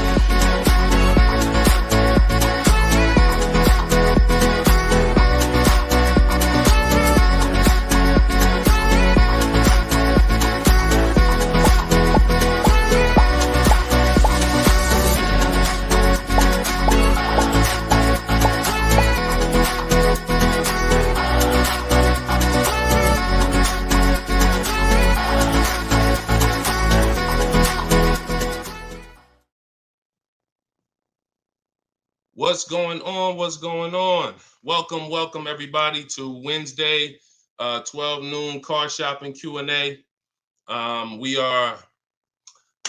This is episode 5. We do these live shows 12 p.m. We're not going to usually be doing Wednesday, but I said, you know what? Let's throw in a special 12 p.m. Wednesday. So we are actually live. I know some of you may watch the broadcast because we do rebroadcast these lives, but this is actually live, and we're going to be taking questions right now. So as you come in, if you could hit the share button and tag a friend. I'm just getting us up on TikTok right now. I got to make sure I keep people out who are under 18. So come on in. I'm going to share this. If you don't know me, if this is your first time seeing a show with me, type the number 1. Type the number 1 if this is your first time. Welcome back to people who have been here with us in the past or in previous shows. My name is Deshone the Auto Advisor. I spent 14 years in the car business, 5 years with Mercedes, 5 years with General Motors. And now what I do is I show people who want to learn how to car shop from home and how to save more money from home than they're ever going to save in a dealership. So I'm the author of the book, the digital book, Cars from Home, 7 Steps to Saving Time, Money, and Avoiding Dealerships. And I'm also the creator of the Cars from Home video library, which is a step-by-step video platform. But anyone who's on here for the next 30 minutes, you can get a copy of my new book, Cars from Home, in my TikTok bio at 75% off. It's normally $97, but for 30 minutes, you can get it in my TikTok bio for 75% off, Instagram bio for 75% off. Or you can go to deshonesbook.com in the Facebook comments or in the YouTube comments. But let's get busy. Get your copy for 75% off. Everything I'm going to be talking about on this show, once again, this is live. It's Wednesday. This is a 12 p.m. noon show. So for those of you who may have seen the broadcast, this is actually live, so we can start typing our questions in. And my man Dolan's going to pull those questions in as you guys type them. And we're pulling questions from TikTok. We're pulling questions from Instagram. Shout out to TikTok. Y'all can start typing your car shopping questions, and let's get busy. What's up, Mike? What's up, Fancy Girl? What's going on, Crows fam? I see you back. Good to see you. What's up, Manly Snacks? Good to see everybody coming in on TikTok. And as you come in on TikTok, can y'all start tapping the screen? If you're going to spend 10, 15 minutes with us, start tapping the screen, shooting those likes up. And then my man Dolan is going to bring in the first question when y'all type it. So Instagram, make sure y'all typing. Sometimes Facebook and YouTube, we notice y'all are a little slow. We need y'all to get a little faster because TikTok always types their questions fast and Instagram usually types their questions fast. But Facebook, y'all got to get a little faster with y'all questions. So we know that y'all going to step up today and start getting your questions in. All right. I see one that came in from JC. You want to pull that one up, Dolan? On YouTube? Okay. Our best deals, are they made from the comfy confines of our home, or should we hammer it out at the dealership going toe-to-toe, jab for jab with the salesman, finance, and sales managers? Well, you have no leverage when you're face-to-face with someone. And leverage is what gets you good deals. Leverage is what, oh, we up to 500 likes on TikTok already. Shout out to y'all. Keep tapping the screen. Appreciate y'all. And tag a friend. Everybody bring your friends over. They need this just as much as you do. So what JC from YouTube just asks is it better? He's basically saying, am I gonna lose something by not being in the dealership face-to-face with a car salesman? You know, am I losing something? And it's a good question, but you're losing something by being there. And let me explain why. You're losing something by being there because your leverage in a negotiation, it comes from you talking to other people and having other offers. Let me give you a real example so that you can really understand that. When people are negotiating for your business, you're going to save the most money without trying. You go into the supermarket. Do you have to try to find the best deal on laundry detergent? Do you have to try to find the best deal on, anything, spaghetti sauce? No. Why? Because companies are actually hoping that you look and see that they're the best deal. Hey, look, we're on sale this week. Hey, look, choose us. They're trying to get your attention. They realize they're competing with all these other brands and they don't mind. So even with a TV, I always use a TV for example. If you go out to buy a TV right now, is anybody on here worried about overpaying for a TV in 2024? Anybody? And I always want to remind people, as you new people come on, this is live. This is Wednesday, our 12 p.m. live call. So our 12 p.m. live show. So you can ask your questions. This is not our rebroadcast. So what is anybody on here worried about overpaying for a TV? Anybody? No. Why is that? Because you already know that companies are competing to sell you a TV. Sony, TCL, Samsung, all of these companies are competing. Therefore, you're not gonna overpay. That's what we bring to car buying. In a nutshell, y'all, if I can wrap up what I'm trying to show you with Cars from Home, the reason why my brand is called Cars from Home, my book is called Cars from Home, my library is called Cars. The reason is because it's a mindset. It's a mindset. You're bringing the same mindset you would bring to shop for your TV to cars. And you don't overpay. You don't have anybody on here worried about having buyer's remorse for the TV.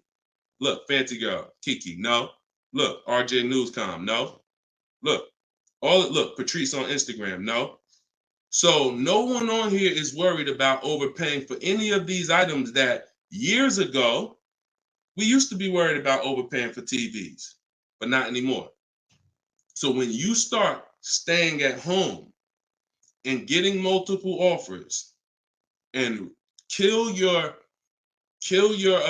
programming that the car business has programmed you into thinking that you need to go in, then you're going to see how much money you save quicker. Okay? Who's not a good negotiator? As you come on, I want y'all to answer this question. Who's not a good negotiator? I see you, Yayo. I see you. Okay, I see you, Fun Times. Welcome, Tone Bud. Who's not a good negotiator? Just type me if you're just, Deshone, it's not my thing. I'm not really, look, Crow's fan. No, I'm not. What's up, Tom? Julia? So all of these, look, John C on Facebook. No. William on TikTok. No. All of these people are not yet. Danny on Instagram. So what I want to tell y'all is you no longer have to think you need to be a good negotiator to win with buying cars. You're going to start making people negotiate with each other. And that's multiple offers. So if you're buying your next car and it's a new car, you're going to get at least 5 offers from 5 different dealers.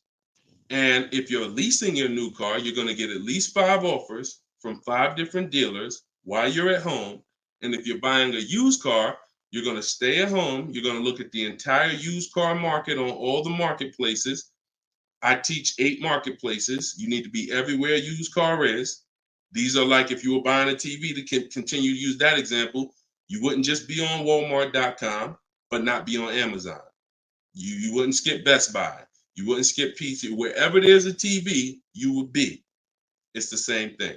And y'all are going to save more money than you've ever saved, easier. This is how you take control and have your confidence, and you are empowered. Okay?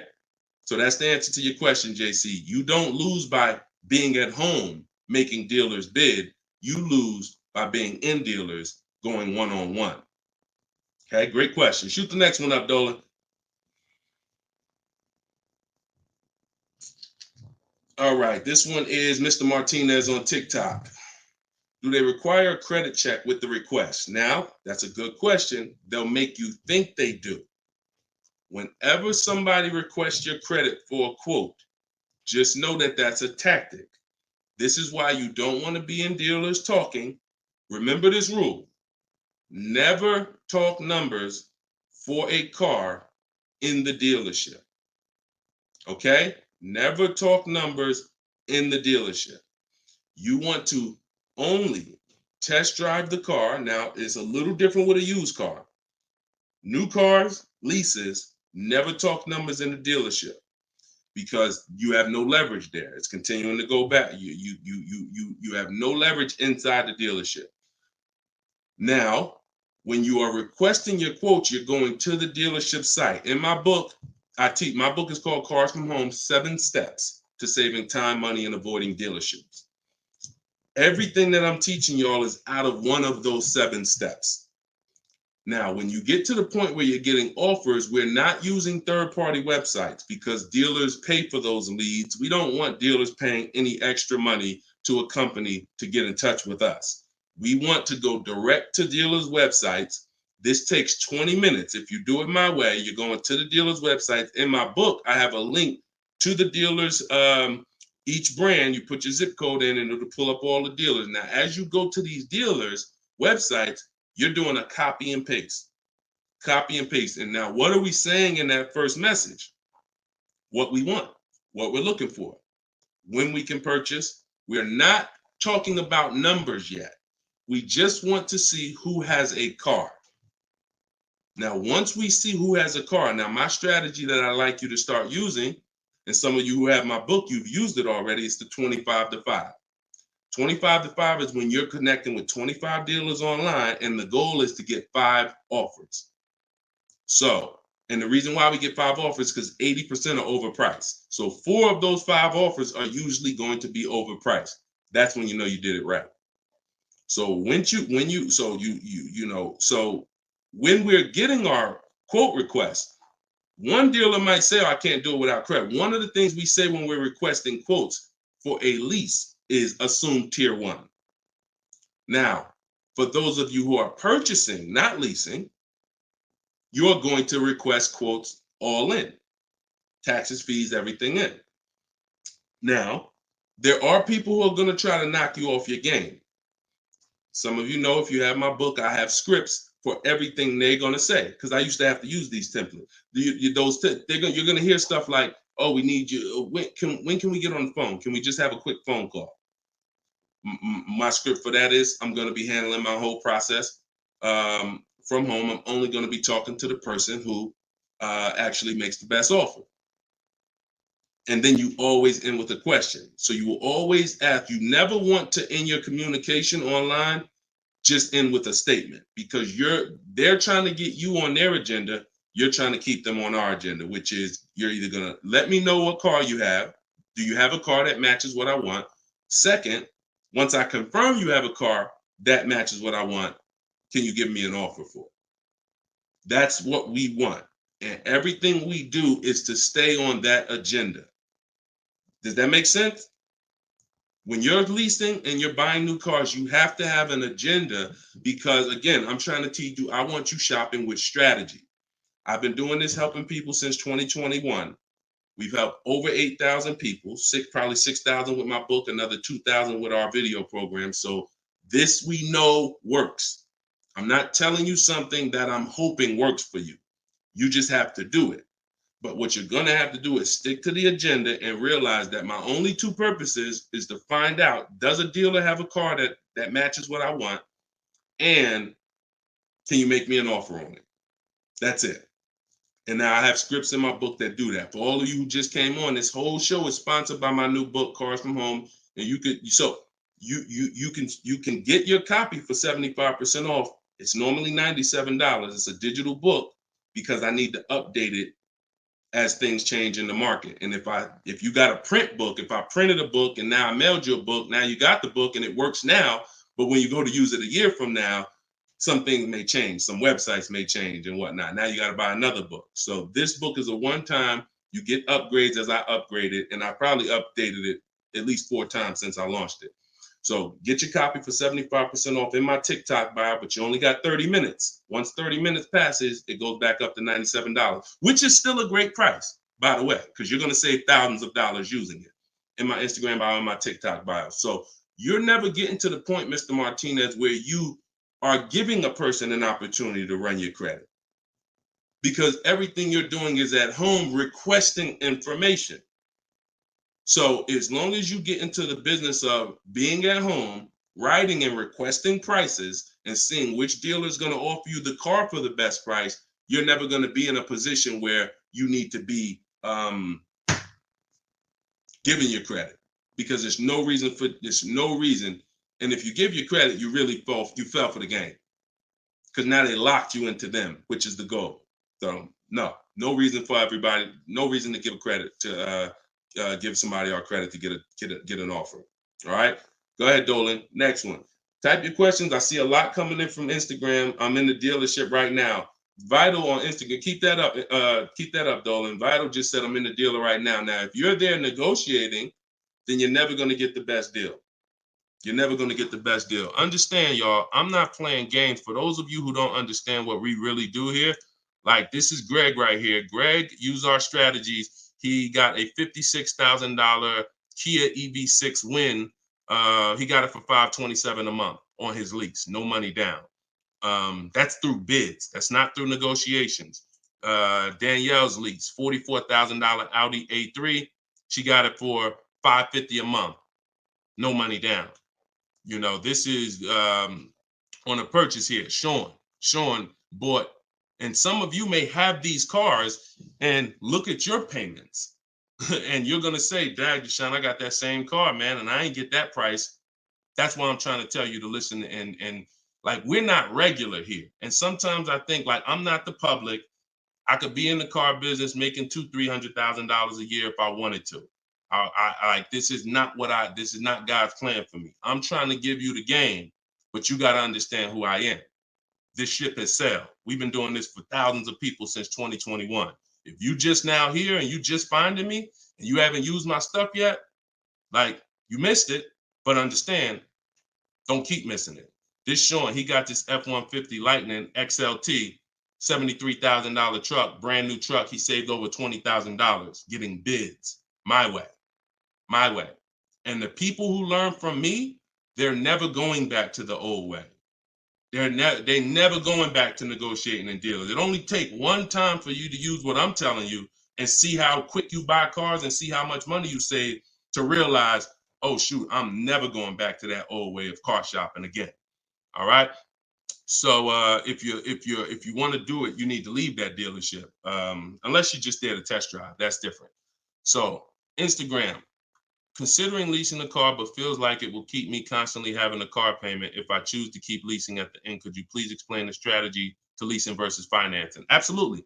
So when you're leasing, so this is a great question. Somebody said, look, if I lease, I'm going to always have a car payment. That's absolutely true. And so there's two totally different ends of the spectrum, y'all, when we look at how we acquire cars and get the best deals on them. One is a lease. My goal is to drive a new car, always under warranty in most cases, except if I'm a high mileage driver. I'm paying pennies on the dollar compared to somebody purchasing like that same car that Greg got. He's paying $527 a month. That same vehicle would be, it's a $56,000 car. That same vehicle will be $1,000 a month on the car note, at least on a 6-year car note. So I'm paying pennies on the dollar. I just had somebody today, he's going to pick up a brand new Kia Telluride. He got a payment of in the 400 range of $42,000 Kia Telluride. Once he negotiated it, he decided he was going to put $2,500 down because he wanted his payment where it was. But he already had a ridiculously low payment. It was like a 1.1% lease deal on a Kia Telluride. I told him, I said, you know that same Kia Telluride, $42,000, that would cost about $800 a month to purchase? He said, yeah, I know. I used to buy one. I used to buy mine. He actually had one. It got totaled. So he knows how much he was putting into that vehicle before he actually figured out he's not an 8-year person. So if you're not keeping your cars 8 years, you should be shopping for aggressive lease deals because it's pennies on the dollar. And we shop with bids because it's easy. It's fun. We're in control. And that's the way we do it. Now, the other side of the spectrum are long-term vehicles that are going to be what we call a keeper. If anybody who has a keeper in their household, type a K. If you have a vehicle in your household right now that you've had for more than 8 years, type a K. Type a K. Type a K. As you come in, y'all, could you hit, if you're on Instagram, could y'all hit that paper airplane? It looks at the, like at the bottom of the screen. It allows you to share this broadcast with your friends. And could everyone who shares, could you share this broadcast? It does help. It matters. And I'm never going to stop asking for it. And I'm never going to stop appreciating the people who share. I appreciate you guys. And your friends will appreciate you more than anything, more than even I appreciate you. When you tag a friend who doesn't know me and they're car shopping, they'll appreciate you more than even I appreciate you. So, okay, all right. So we got John on on Facebook.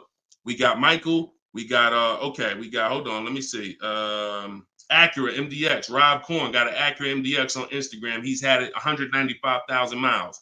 So these are what we call Derek on TikTok, Donald on TikTok. These are what we call keepers. These are vehicles that, when again, someone asked a question about understanding if I always have a car payment, if I lease, can we please explain the strategy of leasing versus financing? I just told you the benefits of leasing. Now, all those benefits come at a price. Now, the other side of the spectrum is the long-term keeper vehicle, where now we have outlived depreciation, because the unseen expense is the one that's killing you. The unseen expense is depreciation. When you buy your car today for $30,000, tomorrow it's not worth $30,000, right? Tomorrow, you can buy a car today for $30,000 and bring it back to the dealer tomorrow. They're not just giving you your $30,000. You've lost money in one day. That's depreciation. Now you can sit that car outside your house and you can have that car, you don't drive it 1 mile. You never even touched it. And you go out there and a year later, is it worth $30,000? No, right? You never told, but Deshone, I didn't even drive it. But you understand, it's not worth $30,000 anymore. It sat there for a year. Now it's probably worth $24,000. That's depreciation. So some of you have been trained to think, oh, well, I buy my cars because I don't want to pay for the mileage. What I'm trying to get you to understand is when you understand depreciation, you're going to see not only do you pay for the mileage, whether you buy or lease, you pay for the car whether you drive it or not when you buy. Does that make sense? Type clear if y'all are clear so far on this, on these principles. Because it's bad information that's been fed to you for all these years that, oh, you know what? I like to drive as much as I want. Oh, I like to do everything and I don't want to pay for mileage, so I'm going to buy. But what you're seeing now is, oh, shoot. If I drive no miles, my car's worth less. If I drive average miles, my car's worth even less. If I drive high miles, my car's worth even less. Depreciation. It's the unseen expense. So now our goal with purchasing the right way and picking whether I'm going to shop for great lease deals or whether I'm going to be a long-term keeper is to avoid where the depreciation loses us the most money. The most money. Look, right here, 3, 4, 5, 6 years, you're losing the most money. This is when you don't want to have bought your car and replaced it, because you're losing thousands and thousands of dollars every year. And now many of you have been taught it's okay to switch cars while you're in here, dropping. But going back to the keepers know, all right, I'm switching cars when my value is like this, my depreciation. So all of you who said out there that you got a car that you've had for 8 years, 10 years, 12 years, now you're gonna, here's what proves to you what I'm saying is true.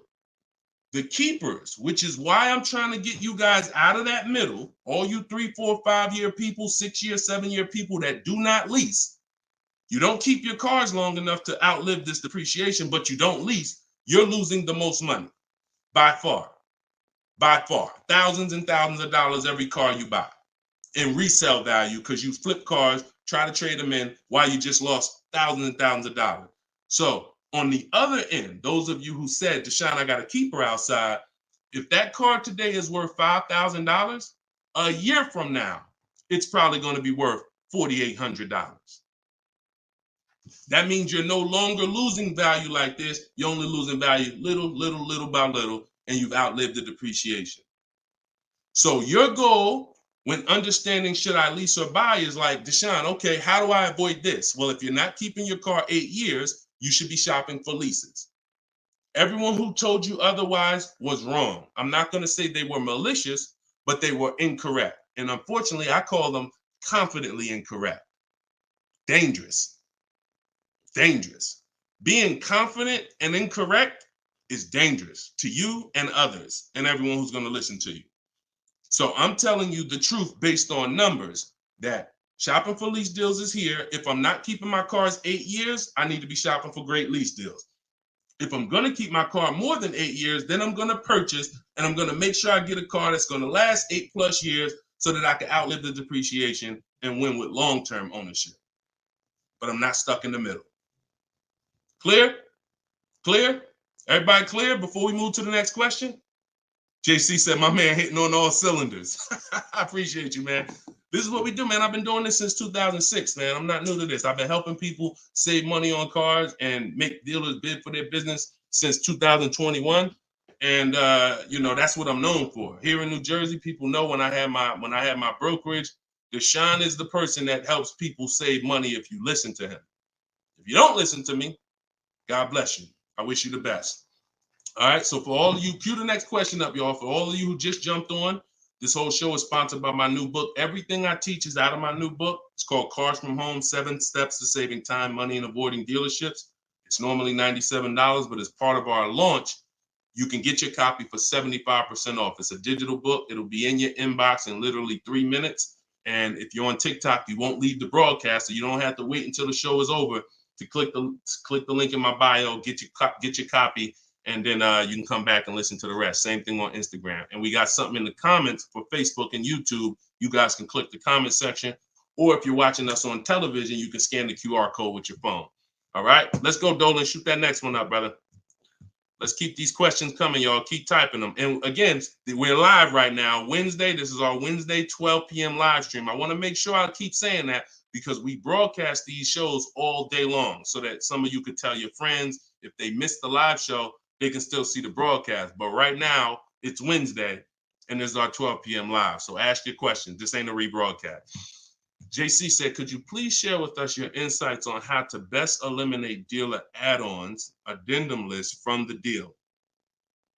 Example, windows etching, low jack, nitro in the tires, Scotch guard. Okay, you name it, whatever. I always say this, and I have a video that has done well. It's been seen by several people, and it says we don't negotiate with dealers with fake fees. You can see what I need you to know is 80% of dealers are overpriced. 20% are trying to beat their competition and they don't mind competing. These are the best people in the world. These are the people you want to find and buy from. But there's 17,000 new car dealers in this country. There's 100,000 used car dealers in this country. Somebody tell Isaac on TikTok that we just answered that question. So if there's 17 million new car dealers in this country, 17,000 new car dealers in this country, and 100,000 new car dealers, used car dealers, and 80% are overcharging, then you need a strategy to find the 20%. That's another reason why you cannot walk into a dealer and think you're going to get your best deal, because you don't know. You have a much higher chance of finding an 80% than you do a 20%. Does that make sense? It's more than likely when you walk into a dealer and you request a quote or you request an info, even the dealer that you've been buying from, they're going to say, it's more than likely you're dealing with an 80% dealer just based on the sheer numbers. It's not 50-50. And like I said, I've worked with 8,000 people since 2021. We have the data to show this is not 20% is who you're looking for. That's who we're looking for. So what we do is we need to sort for them. We're not looking to walk in. We're looking to stay at home and sort for them. The 80% are going to do what the 80% do. To answer your question, JC, I'm not interested in getting an 80% dealer to take off their fees because that's not what they do. Thanks, Carter's dad. That's not what they do. They charge fees. People pay fees. People who walk into them and buy the old-fashioned way. Your friends. Some of my friends who don't know me, most of my friends know me though now. So, pretty much everyone that knows me in real life uses what I teach. But some of your friends, pretty much any of your friends that ain't doing what we teach, they're out there walking into dealers. And the 80% are going to do what the 80% do as long as people keep paying it. As long as people, all right, man, well, look, you're going to have to take some of that off. It's made up to begin with. So how do I win if you're taking off $2,000 of fees you made up and then I think I won? How's that a win? So the tactic is the worst kind of people are going to start so high. It's called padding the deal. So when you walk into the dealership, I'm padding the deal if I'm the worst kind of person. If I'm somebody who I bounce from dealer to dealer, I make a lot of money, but my customer service scores are low, but I make a lot of money, so I always have a job. Now what I'm going to do is you're going to sit down, and I'm going to say, all right, which car are you looking for? Which car are you looking for, Diana? All right, Miss Roberts. All right, here's what we're going to do. Okay, so it's going to be working out about $650 a month. All right. Shoot, that seems kind of high. Here's the problem when you're in a dealer. You don't even know if $650 was the right starting point. Maybe the real starting point was supposed to be $550. But I'm going to start you at $650 because I know psychologically you need to think you won. See, pay attention to this. Pay attention to what I'm telling you. Selling you a car, the way the car business has programmed you, it's not about you winning. It's about making you think you won. It's a psychological game that car salespeople are trained heavily for. So when you come in and I tell you it's 650, or when you look at that car and you see it and you're like, the window sticker says 42, but when we sit down and I say, okay, we got this fee and we got that. All right, so asking price is 45,700. And you're like, wait, but the window sticker says 42. But yeah, these are the add-ons that we have. All right, now I'm starting so high that I can take off money to make you think you won, and I still end up winning because I really didn't take off anything. So this is why we don't play the games of back and forth with fake fees. What we do is we sit at home, we get bids, we look at, if we're looking at pre-owned cars, we're looking at the marketplaces, we're narrowing it down, because my strategy for shopping for used cars is different than new cars. New cars and leases, we use something called the 25 to 5 strategy. That's when we reach out to 25 dealers to get 5 quotes. Used cars, we use the multiple marketplace strategy, where we go to all the used car marketplaces and now we look at what the low price is in the market and we sort it down to our top 3, top 5. And then we take it, we got to make sure there's no fake fees on them, because that's a tactic they'll use on used cars. Fake fees, put a price out there. So everything is a screening process. That's what I want you using, a screening process, a sorting process, so that the best deal reveals itself. You don't negotiate for it. But we don't try to turn 80% dealers to 20%. They're never going to be that. Maybe they will if we change the whole industry, and they won't be able to keep their job if they don't change. But for today, 80% dealers are going to do what 80% dealers do. That's not our job. Our job is to find the 20%. Clear? Good question. Great question. Shoot the next one up, Dolan. We're live, y'all. This is Wednesday. This is episode 5 of Car Shopping Questions and Answers. We don't usually do a live show Wednesday. It's usually Monday, Tuesday, Thursday, and Friday at 12 and 3 Eastern time. So that's the schedule. If you're like, man, Deshone, I want to make sure I tell my coworkers, I got people in my church, they need to see this. Tell them Monday, Tuesday, Thursday, Friday, 12 p.m., 3 p.m., we're here live. But all day long, we rebroadcast these lives so that even if they miss it, they can watch the show and watch the rebroadcast. Go ahead, Dolan, shoot the next one up. What if your car is damaged and you want to trade it? Okay, great question. And what you'll notice is a lot of people are going to ask the same question you have, because many of you are in the same situation. So what if your car is damaged and you want to trade it? It depends on how bad the damage is affecting the value, in my opinion. So let's say you have a vehicle that is barely drivable. You're selling it in its worst condition, and it's making, example, let's say you got a BMW, older BMW, the transmission's slipping, or the transmission's out, it doesn't drive, or it needs an engine. Something where literally the integrity of the car is totally compromised. That car is almost worthless. That car is going to be worth $500, $1,000, depending on the year, the mileage, $1,500. Meanwhile, if you put a used transmission in, this is why I'm an advocate. I preach you should always have a great local mechanic, a great local service shop in town that you use when your car has no warranty left. You must have this if you truly want to win, because these guys are usually 30, 40% of what a dealer is going to charge, because they don't have that overhead. So what I'm doing, if I got an older BMW, no transmission, a Nissan, no transmission, I'm going to get a transmission from a salvage yard to get a used transmission, a used engine, pay $2,500, drop that in, and then sell the car like that. And I can tell you that that's what my father did. Like, my father bought a GMC Envoy 2009, maybe 4 years after he bought it in 2013. So it was 4 years old when we got it for him. Then maybe 3 years after that, the engine went. So he got a used engine.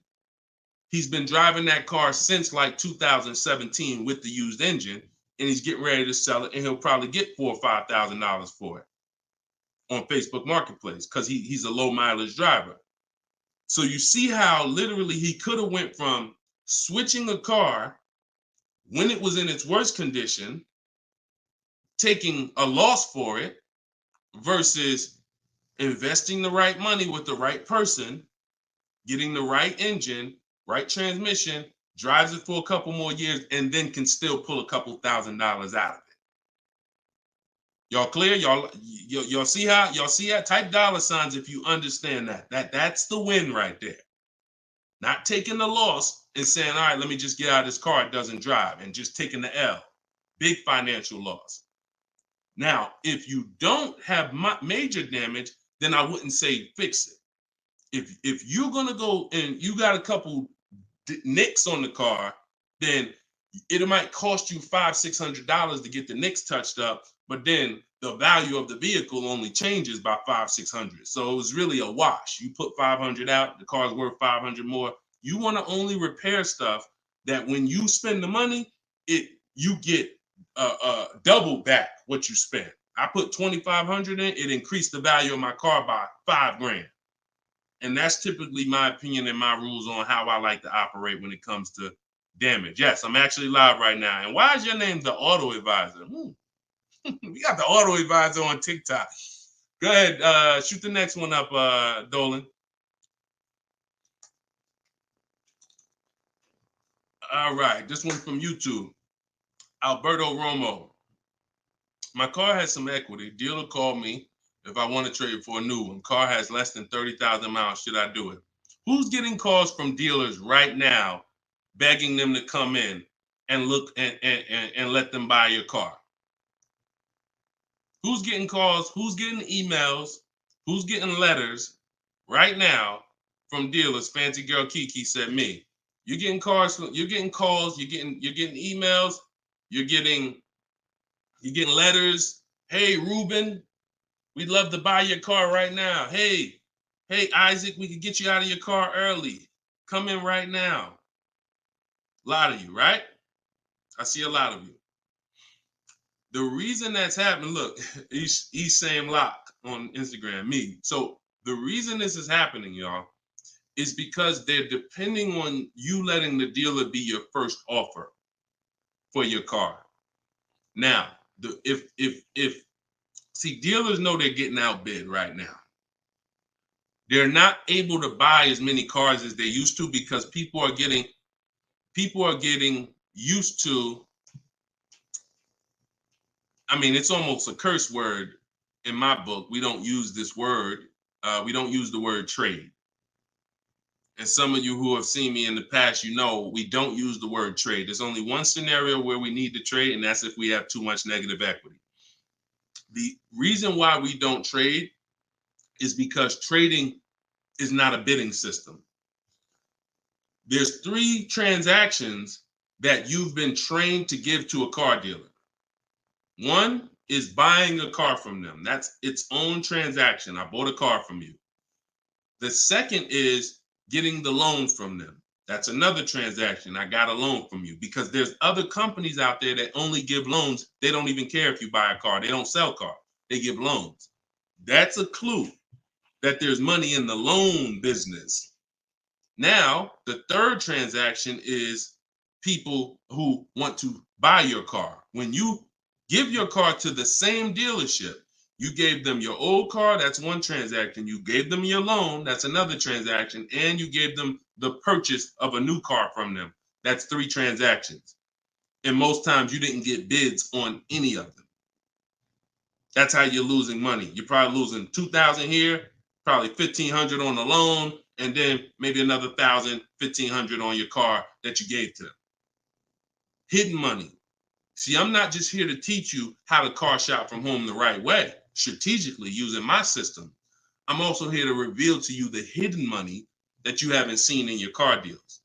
So you got to stop doing combining transactions. That's why we don't trade. We get offers in my book, step 2. My book is 7 steps. Everything I teach is 7 steps. Those 7 steps won't change. First step is most important question. That's leasing versus buying. How many years you keep in the car? Second step is equity assessment. I need to get offers for my current car, my current lease, see if I have any equity, see if I can break even, or see if I have negative equity. Third step is deal structure. I need to find out how much this car is supposed to cost if I get a deal on it. I'm budgeting for a deal. See, we don't budget based on how much I could afford. I'm budgeting, I'm looking at a car if I'm going to lease and saying, if I'm leasing, this is what a good deal would be on this car. I'm budgeting if I'm purchasing, this is how much I'm coming up with. Watch this. Many of you go in and you've been, oh, I only want to spend no more than $500 a month. Or hey, I only want to spend no more than $30,000. You end up spending $570, or you end up spending $31,500. Or they say, hey, yeah, we got you to $30,000, but what about the taxes? All right, well, I guess I'll just put that on a credit card. So you end up going over budget because you shop with your max budget in mind. We never shop with our max in mind. We shop with multiple goals below our max so that we always, no matter where we land, we're under our max budget. That's step 3. Step 4, we do something called shopping, not buying. We don't mix the two with my system. Shopping is deciding what you want. Buying is step 5 when we go into the market and we start getting offers on what we want. But when you get to step 5, you're in the market getting offers. Step 6 is paperwork and protection. All that paperwork that you need to know. All right, yo, do I need this product? Warranties, all of that is step 6. And then step 7 is delivery. So everything I'm teaching you falls under one of those 7 steps. And I'm trying to get you to use a system instead of winging it. If you don't wing it, you'll be fine. But step 2, Alberto, is the equity assessment, where you're getting offers to find out what your car is worth. You can give the dealer an opportunity later to beat it, but you need to know. That's why we don't respond to those. Hey, come on in. Let me look at your old car. Let me buy your old car. Hey, come on in. Let me see. You need to call your bank for a payoff, and you need to go to CarMax, Driveway, Carvana, Kelly's Blue Book Instant Cash Offer, AutoNation, Sell My Car, Car Guru, Sell My Car. Take you 20, 25 minutes to do your equity assessment, and you got real cash offers that you'll know if I have equity in my car, and you'll know these people can cut me a check in an hour. And now let me go prepare to shop for my replacement car because these companies already bid on my old car. Type clear if y'all are clear on that. That's the equity assessment. That's my 7-step system. That's why my book is called Cars from Home, 7 Steps to Saving Time, Money, and Avoiding Dealerships. All right. All of you could get a copy. You could get your copy for 75% off. It's normally $97, but as part of our launch, you can get it in my TikTok bio for 30 minutes for 75% off. Once the timer goes back up, once the timer expires, it's back up to $97. So get your copy before the timer runs out. Same thing with Instagram. Go to my Instagram bio. You'll have it 3 minutes and you come back to the show. And if you're on Facebook or YouTube, we got links in the comment section for you. All right. Great question, though. Look, go ahead. Shoot the next one up, Dolan. Oh, it said, this man, bro, spitting gold fire for real. I hope this isn't going over anyone's head. Me too, bro. Listen, me too. Keep that question up. Fancy girl Kiki from TikTok. But me too, bro. Like, I'm sitting here, man, and I pray every day that the Lord help me to look. I want you to even see. I gotta unlearn. That's why I represent this brand. I got to unlearn. Like, I have been programmed, and the people who programmed me have actually programmed me because they make more money by me staying programmed. So some of you, it's unfortunate, are not going to spend $24. You're not going to spend $24. Now, I had people get the book for $97. It's people that might be on here that say, man, I got the book before we even had this sale. $97. But some of you are not going to spend $24 to get the book. But you want to go into a 5-figure transaction. A 5-figure, $10,000, $50,000, $100,000, some of you who are buying luxury vehicles and exotics transaction. But it's something about not, and that's just unfortunate. All right, fancy girl Kiki from TikTok. Is it true that you can have your down payment go towards your payments? So all right. So when we're working out our loan, again, this is still combining the loan and the purchase of the car. Because when you're actually trying to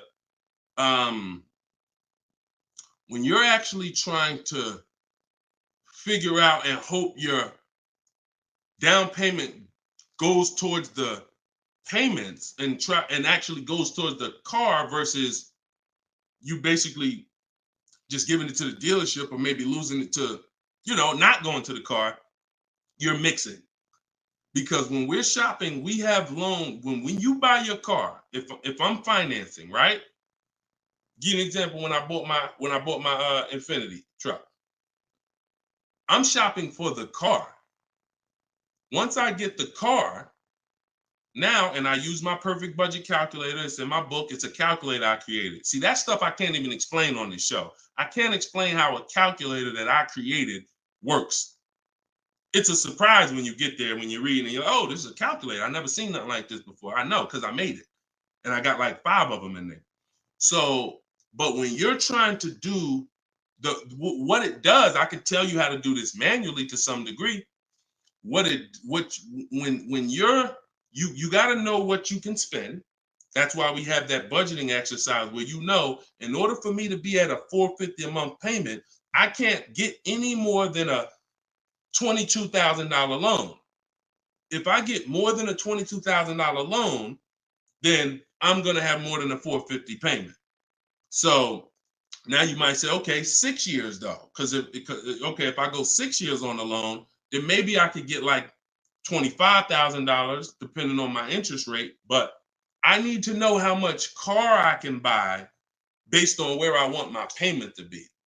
So now once I establish that in a budget exercise, you can do that with some calculators online, try to, but you have to account for taxes.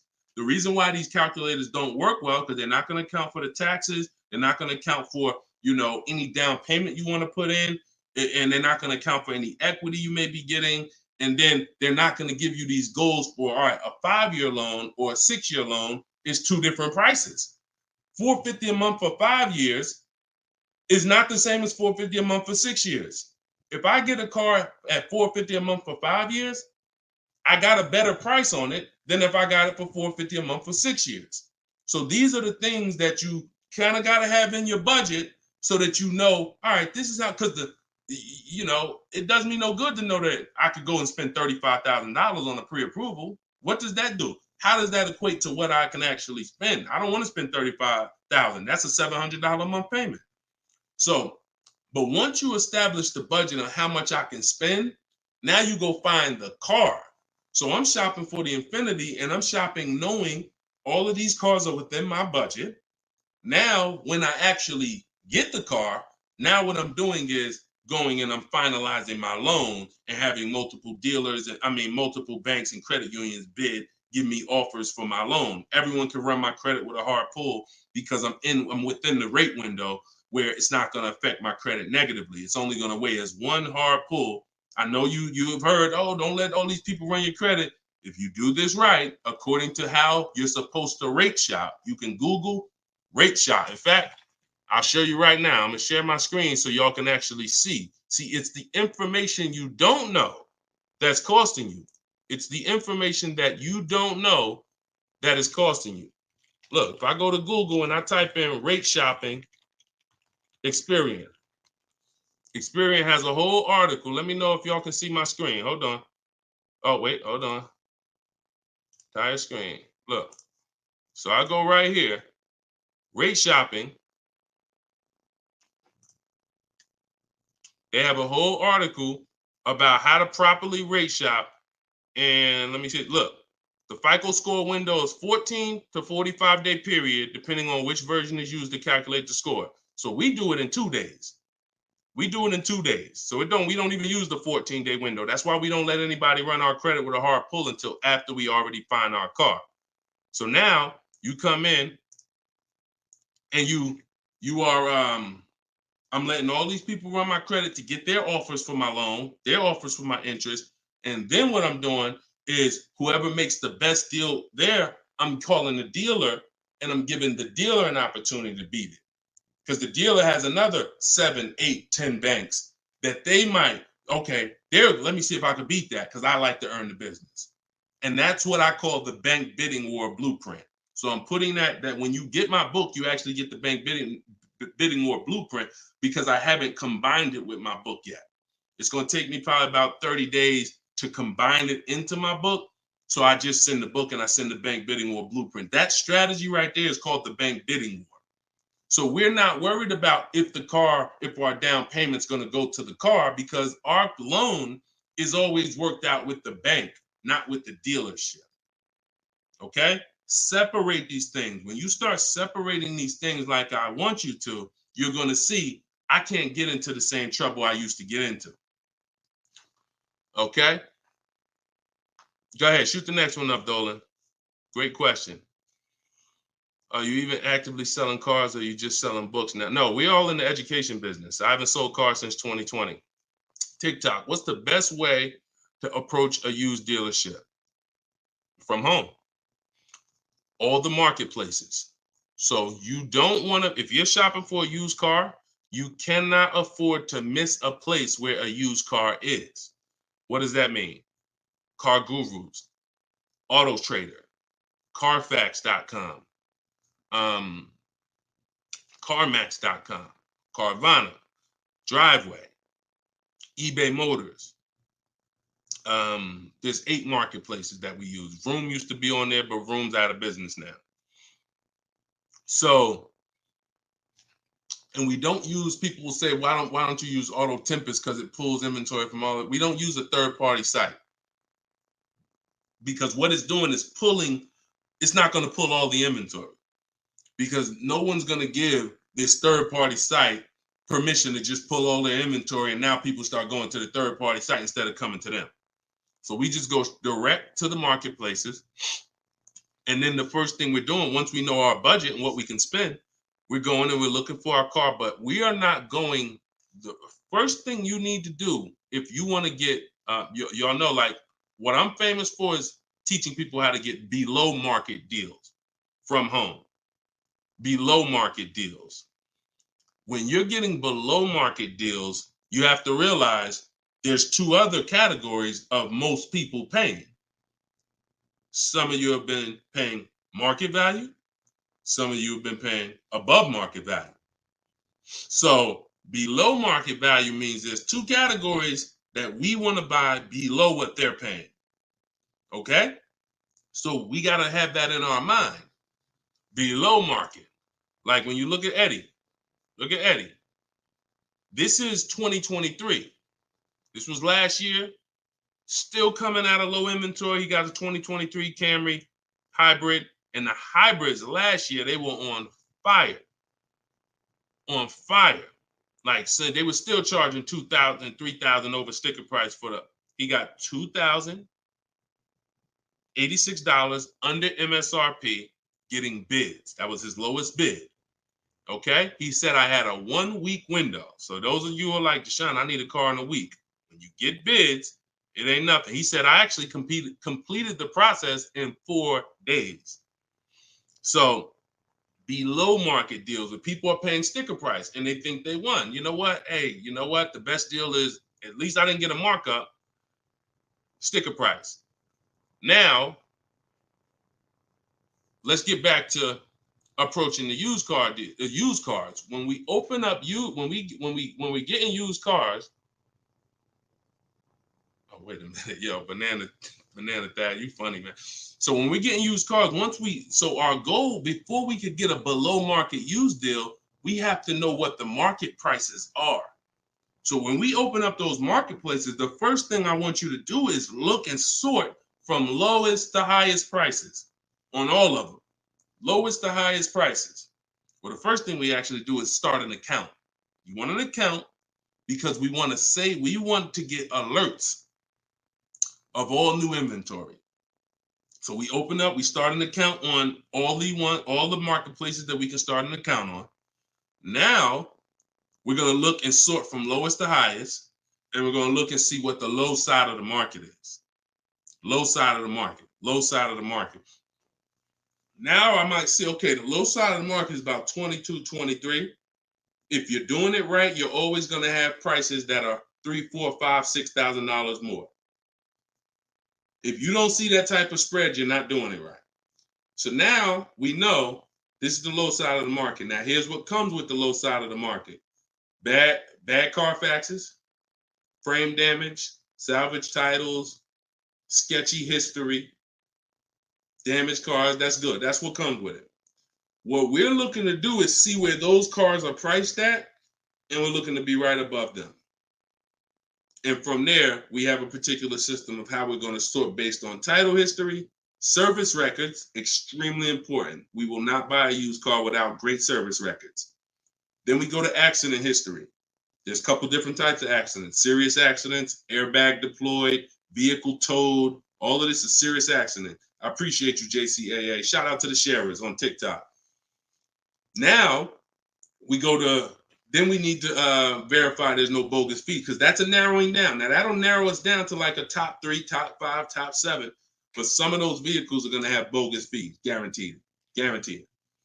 And this is not always happening day one. That's why I don't want you waiting until you need a car to go shop. I want you in the market early, a month, 2 months, 3 months before you need a car, so that you can watch the market. And when you can watch the market, you have much more leverage. You have much more flexibility. You can say no. You can see where the price trends are, and you can get alerts. Many times, it's the alerts of the new cars that's going to be the car you take down. Because when you once you know the low side of the market, now you're getting alerts. Every new car that hits the market, boom, soon as it hits, I can look and see, oh, that's priced on the low side. Now I look, oh, shoot, frame damage. Oh, shoot, salvage title. Oh, shoot, whatever. And eventually one pops up and you're like, oh, good Carfax.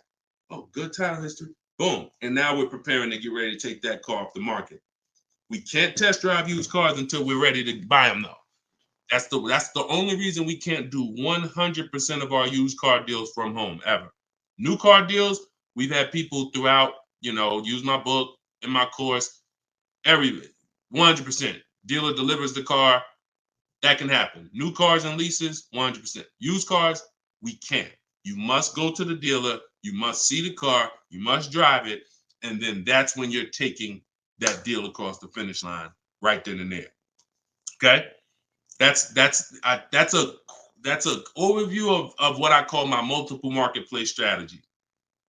If you do that, you win. I mean, there's no guarantees in life. So I'm not here to guarantee, but I am here to say, you haven't had strategy. When you're using strategy and boundaries, you haven't had boundaries or strategy.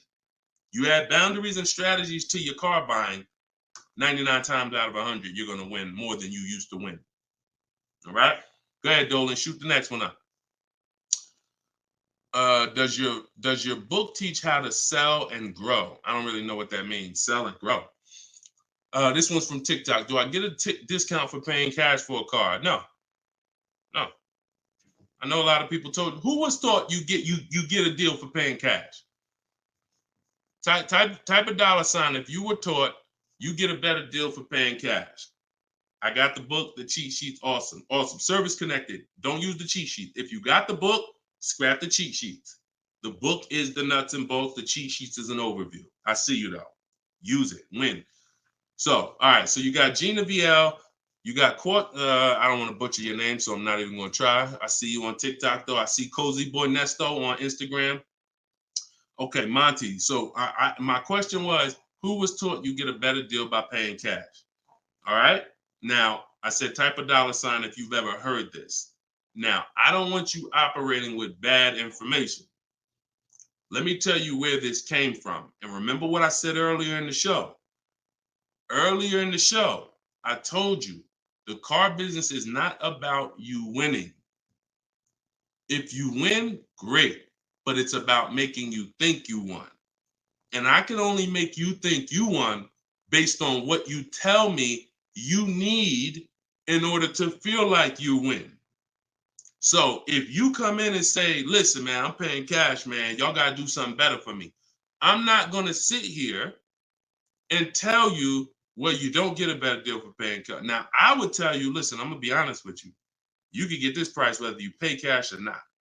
So, like, there is no, but somebody who's like not going to be willing to go and tell you that, they're going to make it look like, all right, I got to make you think that the deal I'm giving you is because you pay cash. This originated from when dealers used to finance cars. There are still people And you may be one of them who think the dealer owns your car after you get it. That's why there are people who say if they can't afford a car, they say, man, I'm gonna get a dealer back their car. It's not their car anymore. Unless you're dealing with like a buy here, pay here place where they're actually extending the loan to you, it's not the dealer's car anymore. But back in the past, dealers used to extend loans. They would hold the financing. So if you offered them all the money up front, it was an incentive for them because they knew it guaranteed they get the money now. And it also saved them interest. It saved them, if they were holding the note, then they're still technically paying for that car. And they're like, okay, I could save you another $1,000, $1,500 because you're going to give me all the cash up front. It's not like that anymore. It's not. It literally from the time you leave, the dealership is funded in full in hours. Like by the time you drive off, wire transfer, the dealer is funded for the car. The funds come from Bank of America, Chase, TD, M&T Bank, whoever it comes from, wired to the dealer. From that point, it's between you and who? Who's on the title? Who's the ones calling you if you don't make the payment? Who's the one setting up the car to be taken if you don't make the payment? It's not the dealer, right? It's the bank. So it's always between you and the bank from that point, which is why you don't get an exactly life experience. You're not getting a better deal paying cash. And that's just because that's the way it's set up. Now, the rare exception that you may see, and this doesn't happen a lot, sometimes there's like a low interest rate. Like when I was with General Motors, we might have like all right, you could get 0% interest, or you could get a $5,000 rebate. Only on a new car though. But you can't do both.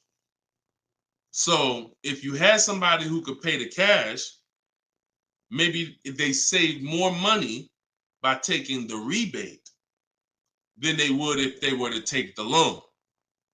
So in which case, you're not getting a better deal because you're paying cash. It's just an incentive to, you're getting a rebate. But so those are these are very rare circumstances. So I just don't want you going in and telling you that you heard that from me. And I'm just telling you that's the truth. Like that is the truth. And when you really look at how banking works and how dealerships work and the fact they don't own the car, you'll understand there's no incentive to you paying cash at all.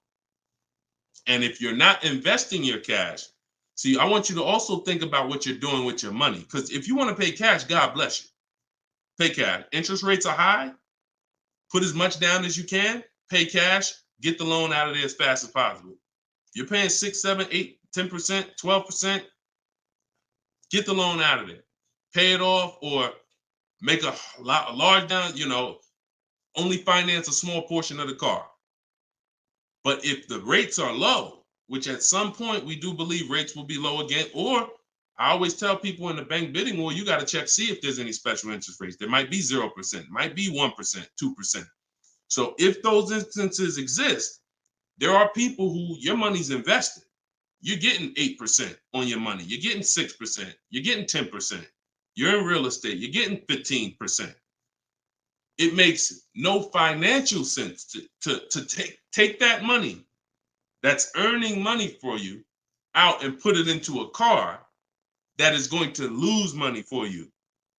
That $20,000, $50,000 you put in the car is going to be worth half of that in 3 and 4, 5 years. 5 years, it'll be worth half. So these are the things I talk about. I don't believe in one size fits all car advice, y'all. That's why I'm always saying it depends on this situation. If you're this type of person, if you're keeping your cars 8 years, you should be buying. If you're not keeping your cars 8 years, you should be selling. You should be leasing. A lot of people think, okay, Deshone, you talk about leasing a lot. I talk about leasing for people who are not keeping cars 8 years because they've been taught that they should still be buying. But I'm putting you in the strategy that's custom to your life versus what you've been hearing, which is people telling you, hey, do what I do. Only buy used cars, pay cash for them. Now, that's your situation. So anyway, so all of this is out my book. Cue the next question up, Dolan. We got a couple more minutes and then we'll wrap. All of this is in my new book, Cars from Home. It's called 7 Steps to Saving Time, Money, and Avoiding Dealers. Normally $97. You can get your copy for 75% off for 30 minutes. It'll be $24. And everything I teach is in there. You know, everything that my video my students in my video course have had, my coaching. This is the same 7-step strategy that we use to get these below market deals. And I've been showing them throughout the show. So if you just jumped on, like we've been showing these deals throughout the show. All right. Go ahead, shoot the next one up, Dolan. How can we eliminate dealer ad? Oh, we did that one. Yeah, we did that one from YouTube with the dealer add-on. This one's Dakota from YouTube. I have a Malibu Chevy, still drives good. However, the dealer is banged up as well as a few scratches. The door is banged up as well as a few scratches. I mean, if it's cosmetic, if it's banged up, I won't worry about the few scratches because the few scratches is really what's normal. And you know, people expect you to have normal wear and tear on the car. Some people think, hey, if I have a, you know, even with leasing, you're allowed to have wear and tear, a couple nicks, dings, they allow that. They don't expect you to bring the car back perfect. Same way with this. But if it's a big dent that would be an eyesore and you can get a company like Dent Wizard or something like that to come pop the dent out, then I would do that. That might be $200, but it might make a buyer pay, you know, $1,000 more for the car. Because if I come and I see the doors banged up, I probably want $1,000 off depending on what you asking. But if I come and see you done smoothed it out, now you could ask, and I'm less like, you know. So that stuff that you can put a little money in that gives you a bigger return when you go to sell a car. Okay, in my opinion. Okay, show and tell. I have the book. Is Maps Academy different? Yeah. Maps Academy is my video program. The book is the 7 steps. I have a video library that's 7 steps in video, and then Maps Academy is, you know, my video program, and I coach people. So we do these Zoom calls, so we make sure we answer questions. So I always say, get in where you fit in. You know, get in where you fit in. I don't care how you get the information. Get the information. You want to get it from my free videos on social media. You want to cycle through those. I got hundreds of them. Piece things together. Get in where you fit in. You want to be on the live show. Try to piece it together. You want to get the book. You want to be in the video library. You want to coach with me. Whatever. That's what I'm saying. It's no excuse. It's no excuse for any of you not to be getting below market deals when the information exists. And it's thousands of people that testify about me. I'm not new here. We got over 2 million followers. If I wasn't helping people, it would have been out by now. Somebody would have wrote by now, oh, this guy don't do what he said. I got thousands of people around this country, testimonials, hundreds that we done just grabbed, boom, boom, emailing us, yo, look at my deal, look at my deal. So it's just, you are just now discovering what we do. But understand, we've been doing this. All right. All right. All right. Go ahead. TikTok. What would be the sweet spot year in buying a used large SUV, Suburban or Expedition? Much as you could afford. You see, so when you look at quality, this is why I like to have multiple goals. Because what I like to do is I like to have a goal, right? 5-year loan, no down payment. That's one price. 6-year loan, no down payment. That's another price. 5-year loan with the money, you know, I might say, okay, if I have to, I can put $5,000 down. You know what I'm saying? Some of you, that's realistic. That's how you look at it. Man, if I have to, I got $3,000 I can put down. If I don't have to, I don't want to. That's why when you use my perfect budget calculator, which is in my book, step 3, when we're budgeting, we're deal focused budgeting. Here's what you want to know. If I want to be at $450 a month, how much is $450 on a 5-year loan, no money down? All right, that's one purchase price. Now, second tier, $450 a month, no money down, 6-year loan. I told you, I pay more if I had $450 for 6 years than I $450 for 5 years. So that's the next step up. Then I say, okay, 5-year loan using my down payment money. And then my max budget would be 6-year loan using my down payment money. But understand, I'm still under my max budget. I don't care if I have to go, and then we have another step where some of you have an old car. You have an older car, you're going to be selling it. You got 3,000 equity, you got 5,000 equity. That's also in there. So then it'll be no down payment, no equity. No down payment, no equity, 6 years. Down payment, no equity. Down payment and equity. See, all of this is below my max budget. Once I do a 6-year loan, my down payment and my equity, I'm not mad because I'm still under my max. Now, if I go above that now, if I wanted to do 5 and now I'm doing 6, or if I want to do $450 a month and I'm doing $480, now I've gone above my max budget. So my system for purchasing, we use this for new cars, used cars. Anybody who's getting a loan, this is what we do. This is in my book. My calculator generates those 6 goals for you. So when we say sweet spot, my first target is that first goal. That's my first target. When I went shopping for my Infiniti, I was looking for a car under that first price. Couldn't find it. Jumped up to the next tier. Couldn't find it. Jumped up to the next tier. And it was my 4th goal is where I found this one at. But I still had like $4,000 or $5,000 more that would have kept me below my max budget. So that's how you want to do it. Shorter loans, no down payment. Longer loan that I'll take is 6 years. I'll never recommend anything longer than 6 years. And then we start adding those resources that we have to it. And then once we tap out at the top, that's our max budget. 6-year loan, the most down payment money. And then if I have any equity for my car, I'm putting that all into the deal. And then as long as I find a car in any of those, and that's usually like a $10,000 to $15,000 spread, depending on, how much resources you got. That's a couple $1,000s right there. So that gives you the room to bump yourself up without letting a car dealer bump you up over your budget. All right? That's why it's called the perfect budget calculator. And I invented it. All right? Praise the Lord. Listen, I appreciate y'all. We've been on for about 1 hour and 15 minutes. We do these shows live Monday, Tuesday, Thursday, and Friday. Wasn't going to do one today, but you know what? I said, it's Wednesday. Let's jump on. Let's do a live. Let's get some questions. Let's get as many as we can. But this is what we do, y'all. You could tell your friends 12 o'clock and 3 o'clock, Monday, Tuesday, Thursday, Friday. You can meet me live on any of my platforms, Facebook, TikTok, Instagram, or YouTube. And we'll be doing this live Q&A to make sure you guys get what you need to save money and get below market car deals. That is the goal. So for those of you who like Deshone, I appreciate the show, but I want everything in one spot, man. I don't want to even have to come back to this show anymore. That's all in my new book, Car Shopping. It's called Cars from Home, 7 Steps to Saving Time, Money, and Avoiding Dealerships. You can get it for 75% off in my TikTok bio. It'll be in your inbox, and everyone who gets a car, who gets a book, right when you purchase, I give you a support email.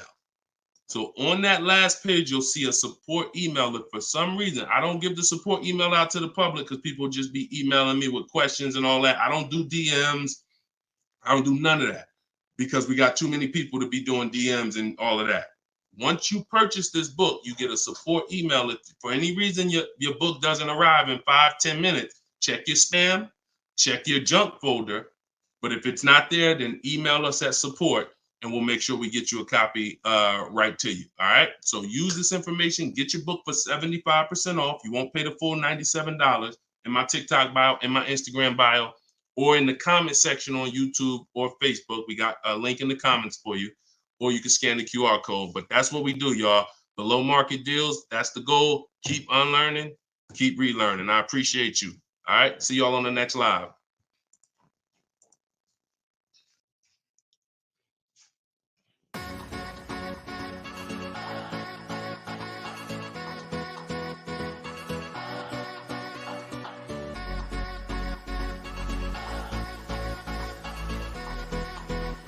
The worst possible thing you could say when you walk into a car dealership. I spent 5 years with Mercedes-Benz, 5 with General Motors, and the worst thing a person could say when they walk in is if you could just get me to this payment, we got a deal. So your loan's probably still like 19, which means you got to pay to get out. You're upside down. It's called negative equity.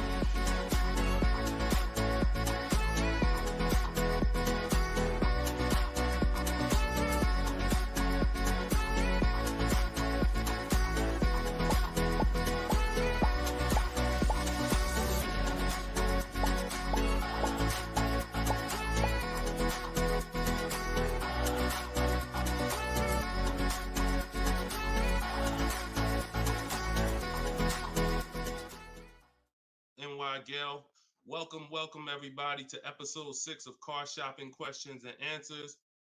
I am your host, Deshone, publicly known as Deshone the Auto Advisor. We do these shows Monday, Tuesday, Monday, Tuesday, Thursday, and Friday live at 12 p.m. Eastern Time and 3 p.m. Eastern Time. So I know some of you may see our live rebroadcast. That's for you to tell your friends about. That's when you can't make the show, you catch the rebroadcast. But those are the times that we're live.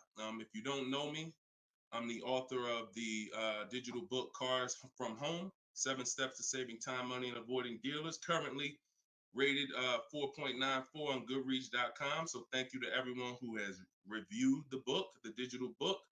All of you can get the copy for 75% off during the show for the next 30 minutes. You'll see when you click the link in my TikTok bio, there is a link, there's a button for you to get 75% off. So you won't pay the normal $97 price. Same thing with Instagram. And you guys on Facebook or YouTube, you can click the button in the comments and you can get your copy. So come on in, start typing your questions. We do this, we do rapid fire Q&A. I see a lot of people coming on the TikTok, and we got Dolan pulling questions. So no matter where you're watching us from, type your questions and we're going to pull them into the live show and we'll get them answered right now. All right. So I'm excited about this show. I see we're continuing to see people getting below market deals. If you don't know that the goal is for you to get below market deals, and the goal is for you to not spend more than 30 minutes in a car dealership. I spent 14 years in car dealerships. So you're not learning from somebody who's just like you. I'm just like you in that, I buy cars, I lease cars. That's the way we're similar, but I'm an insider. I'm an auto industry insider. My business for 14 years plus was in car dealerships. So start typing your questions. Let me tag everybody on Facebook and let's get down to business. Okay, whenever we get the first one, Dolan will put it up. Let me just tag my people here on Facebook. All right, there we go. Okay, what's up, Skinner? Good to see you. What's up, Angel? What's up, Jill, man? Good to see you. Yep, what's up, Jason? Great to see you. All right. Brother said he's been doing it. Oh, what's up, Auto Advisor? Good to see you. Absolutely. All right, y'all got to type fast. I know you probably, and try not to make your questions long. Try to get all your question in one shot, but try not to make it too long where it can't fit in. All right, this one's from TikTok. Isaac from TikTok said, best current APR rate for tier A1 credit. So the best APR is always going to come through getting bids. Now I know this is new. This is new to most of you. But getting bids is how you're going to get your best and guarantee your best car deal, your best loan. So I'm going to lay out this process we call the bank bidding war. And if you follow this step, you'll be able to have 10, 15, 20 banks and credit unions bidding for your loan. And then you'll be able to pick the best one. And the way you do this is extremely important, because if you do this right, then it's only going to have the same effect on your credit score as one hard inquiry. So think about what we're saying. We're going to allow multiple people to access our credit with hard inquiries, but at the end of this period, after we get our car, the weight on our score, the effect on our credit score is going to be one hard inquiry. So the first thing, there's 3 rounds in the bank bidding war. The first round is to always check and see if there's any special interest rates or special promotional rates that are being advertised for the car you're looking for. So let's just say you're shopping for a, Kia Telluride. You're gonna now check and see, is there any special interest rates? 0%, 0.99%, 1.99%. All of these rates are like a finance rebate. That means there's no bank or credit union that's gonna beat them. So this is the first round. So if we do get a special interest rate there's no reason for us to even shop for interest rates other than that. Because again, no bank, no credit union is beating 1.99, even 2.99. Now, here's what you have to check when we do that. How long is that loan? Because some people might give you 1.99, but it's only for 36 months. And some of us are not going to take a loan for 36 months because the payment's going to be too high. You might need a 5-year loan or a 6-year loan. So we're not just looking for if there's a special interest rate, we're looking for what is the term. Shout out to everybody coming in. This is our Thursday, April 18th, episode 5, live car Q&A. So we're actually live right now. This isn't a rebroadcast, so you can come on in and start typing your questions. And we're talking thousands over here, not hundreds. Okay, so that's round 1 of the bank bidding war. Now, let's just say we do that and there's no special interest rates. Now we're moving on to round 2. But round 2 comes after we find our car. So once you find your car, no one has touched your credit with a hard inquiry yet. Pay attention. You have not heard me say at any time hard credit pull at all. When you're shopping for your cars, no hard credit pull. Nobody's running our credit while we're shopping. Once we find our best deal, once we find a dealer that's going to sell us the new car for the lowest price, we lock up that car, usually with a deposit, reserve it. And now what we're doing is we're telling the dealership, I'm going to take this buyer's order. You're going to get a buyer's order. You're going to come home. And now you're going to now the second round of the bank bidding war is about to start. You're going to come home. You're going to call your bank if you have one, or your credit union. This is when you're going to let them access your credit. Because if you've ever tried to actually get a bank to tell you what the interest rate would be, like a pre-approval, many of them, and if you've experienced this, I want you to type a 1, many of them will say you need to have a car first, right? If you've experienced that type of 1, you call your bank, hey, I'm trying to get a pre-approval. They're like, okay, well, we need the information on the car. And you're like, well, I'm trying to get the pre-approval so I can go get the car. So that's why we don't follow that process of getting a pre-approval beforehand. Look, Marinette, you've experienced it on Facebook. So when we look at having the buyer's order for the car that we reserved, you have everything you need now. You have everything the bank could want. And you're now going to call your bank, or if hopefully your bank and credit union has a website, you could do this all online, and you're going to get as many approvals, offers as you possibly can. In my book, I list a couple: your bank, your credit union, online banks, Lightstream, community credit union, everybody who can lend in your state, you want them bidding.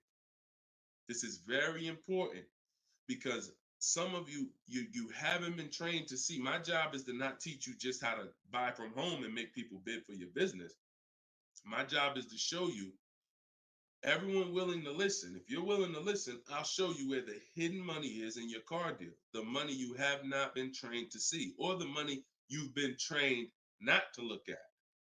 And the people who have trained you not to look at this money are usually the people that's making the money. So you have to see that one point. Let me give you a scenario here. Let's go to an auto loan calculator so you can see how much money is just in your car loan. Just in your car loan. And we're going to do a couple different interest rates so y'all can take this serious, and you'll see why you need to be getting multiple bids for your interest. So if I'm buying a $30,000, if I'm looking to borrow $30,000, let's take $30,000 for an example. Average, pretty good average. Average price of a car is probably higher than that, but let's use 30. Now, if that interest rate is 5.99, total interest paid is $4,791 over the course of 5 years at 5.99. If the interest rate is 7.99, total interest paid is $64.89. That's over $2,000 difference. 2 points, $30,000 loan. Now, some of you are going to be borrowing more than that. Some of you are getting $50,000 loans. Interest at that same 7.9 on a $50,000 loan is $10,815 over 5 years. Now, if you can get 2 points less, 5.99, interest is $7,984. This is $3,000 difference. So, do you see how if you're not taking getting the best loan offer just as serious as you're taking trying to get the best price, you get a good price and then you'll give it back to the bank who's giving you the loan. So this is why we get big. So we're now going to let all these people run your credit. This is when you do your hard inquiry. You don't do it before this. Hard inquiries, credit unions, online banks, your bank, your credit union, everybody's bidding now. And now what you're going to do, once you take the best offer from that round, that's round 2, that's when you're going to call the dealer and you're going to tell them what that best offer is and see if they can beat it. Because the dealership has another 7 to 10 to 12 banks that they're going to be competing to try to get your business. So this is the bank bidding war. So when I created this product, and if you do this right, as I said, what I know you were taught, who was taught, be honest, we're live right now. This is our Thursday, 12 p.m. live. Who was taught, don't let people run your credit. When you have multiple inquiries, it lowers your credit score. Who was taught that? Type me if you were taught that. Don't let these banks, don't let people run your credit. You can't have all these people doing hard inquiries or they're going, it's going to jack your credit score up. All right, look, that right was taught. Okay. Look, Lisa, I see you. Hold on. Let me go to Instagram so I can see our Instagram comments over here. I always got to go to Instagram Live. Okay, Diana from Facebook. I see you. Hold on. Let's get Instagram in the building. Give me a second. All right. Marinette. All right. Marinette. Okay, I see you. D, I don't even want to try to pronounce your name, but I see you on Instagram. So it's partially true and it's partially wrong. You have to do it the way I just laid out for you. That's called the bank bidding war. And if you want to prove this for yourself, you can simply type in rate shopping online and you'll see this is how the credit union, this is how the credit bureaus allow you to rate shop. So they'll give you 14 to 45 days to do it. If you do it like I just told you, it'll only take 2 days.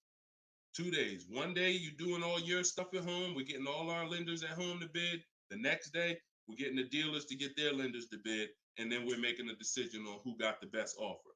So don't ask yourself. I never want you asking yourself. I never ask myself, did I get the best deal? That's a question of disempowerment. That's a question of weakness. We don't want that.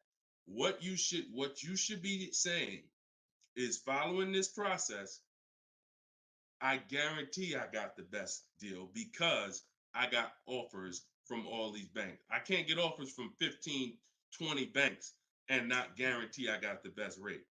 The way you shop, or you've been taught to shop or programmed to shop, you're only getting offers from one bank, or you're just letting the dealer do it all for you. That's where your buyer's remorse comes from. That's where your skepticism about, did I really get the best rate, comes from. So we won't know what the best rate is until we get all the bids. And that's how we do it. So everything that I'm teaching y'all is part of what's in my book, rated 4.9 on Goodreads. It's called Cars from Home, 7 Steps to Saving Time, Money, and Avoiding Dealers. You could keep typing your questions because Dolan's going to pull the next question and you can put it up on the screen now, Dolan. Put the next question up. But all of you could get your copy for 75% off as long as you get to my website before the 30 minutes expires. This is a welcome offer. Normal price of the book is $97, and it's worth every penny. It's worth actually thousands. But special welcome offer, you get it for 75% off in my TikTok bio, in my Instagram bio, or in the comment section on YouTube or Facebook. Okay, this is Monty from YouTube. She said, my mother's looking to start a new lease soon, but she only drives 5,000 a year. What's the best option? Low mileage lease if she's not keeping the car. So if she's not keeping the car, Monty, watch this. I run this scenario a lot, and I want y'all to, because some of you, you were taught never to lease.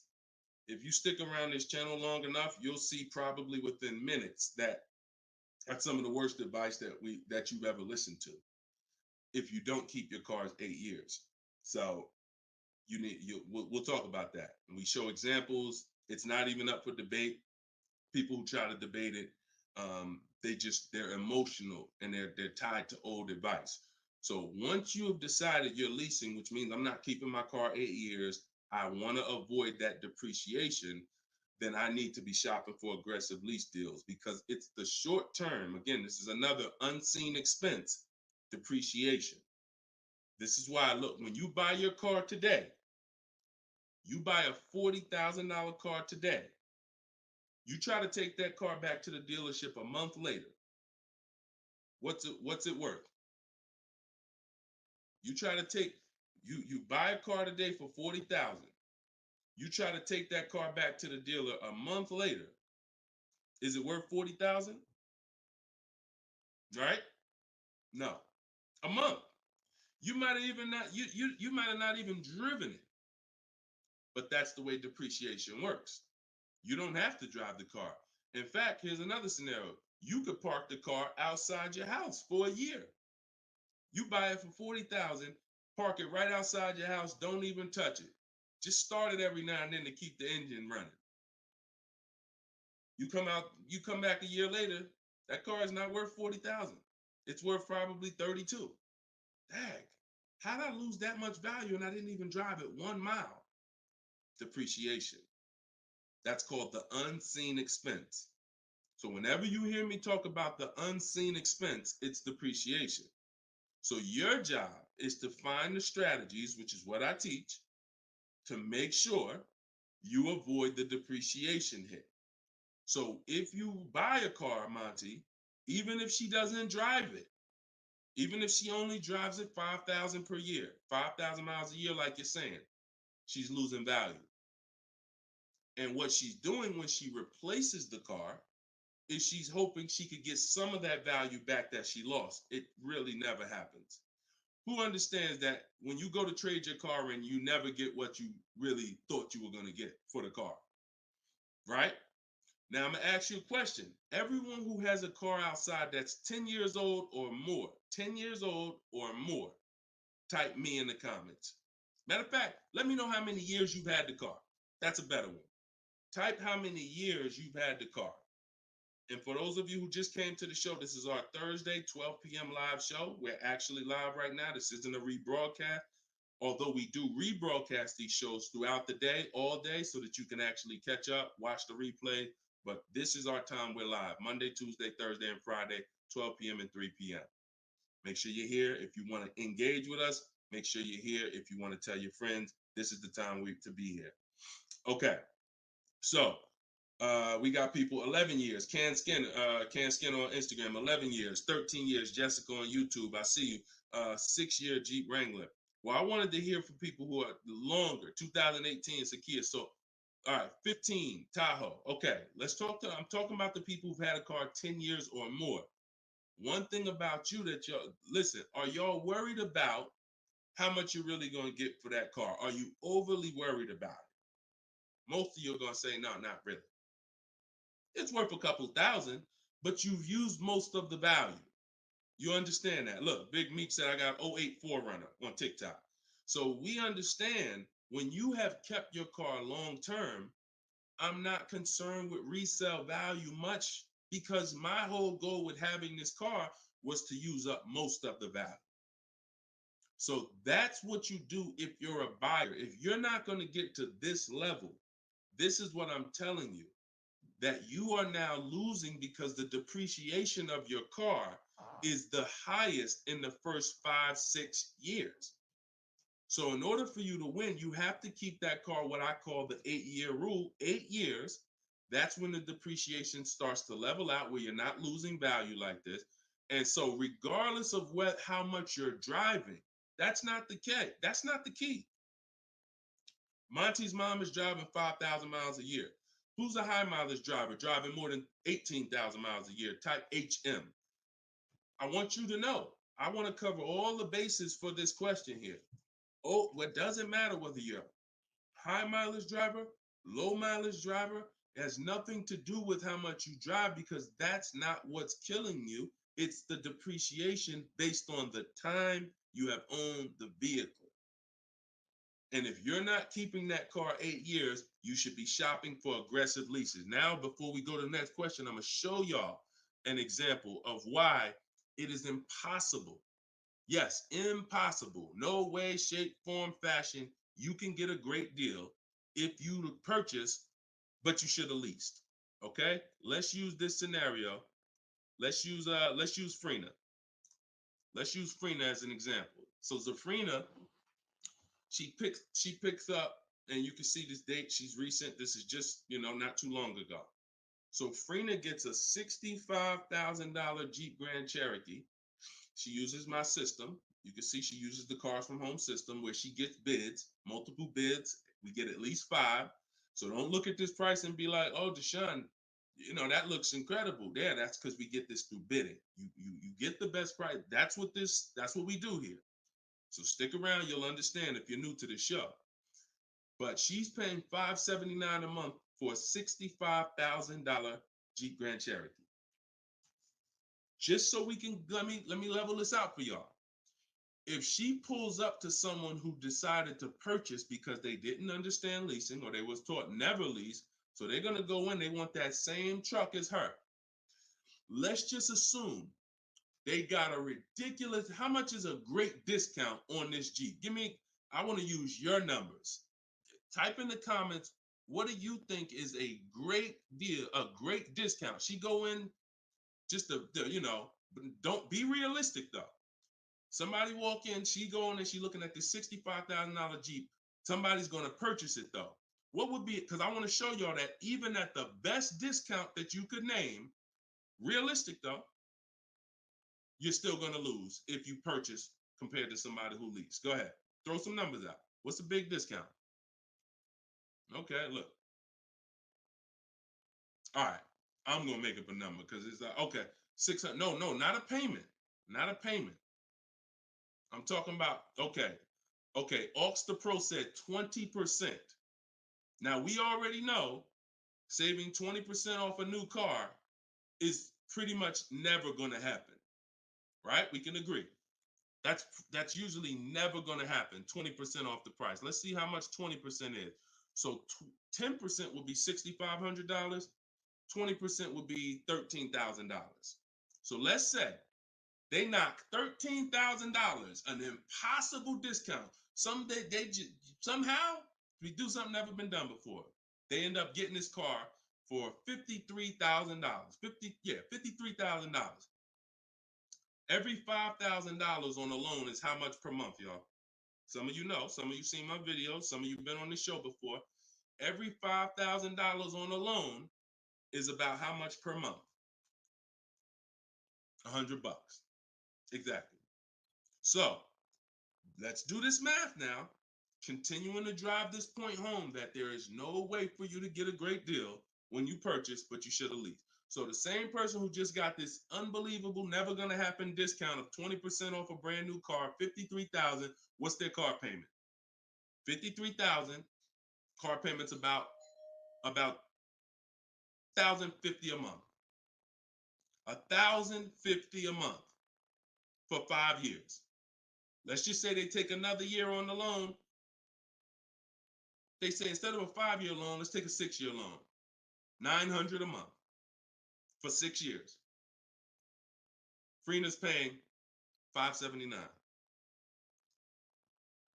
Is that sinking in? Type $ if that's sinking in. that, whoa, you telling me, Deshone, the same price that this person just got, and she got a ridiculous lease on it, she's paying $579 a month. Even if a person got an never gonna happen discount. I literally just took what my man here on Instagram threw out, and he knew he was throwing out something crazy by saying 20%. Even with the 20%, payments $500 a month more than Freener got leasing it. Now let's do one more scenario here. One more. See, all of this is what I'm teaching. This is in my book. This is why the book is 4.9. Goodreads.com. Thank you to everybody who's reviewed the book, Cars from Home, 7 Steps to Saving Time, Money, and Avoiding Dealerships. One more scenario. Let's throw a used car in here. So we already looked at Freener's deal, brand new, great lease.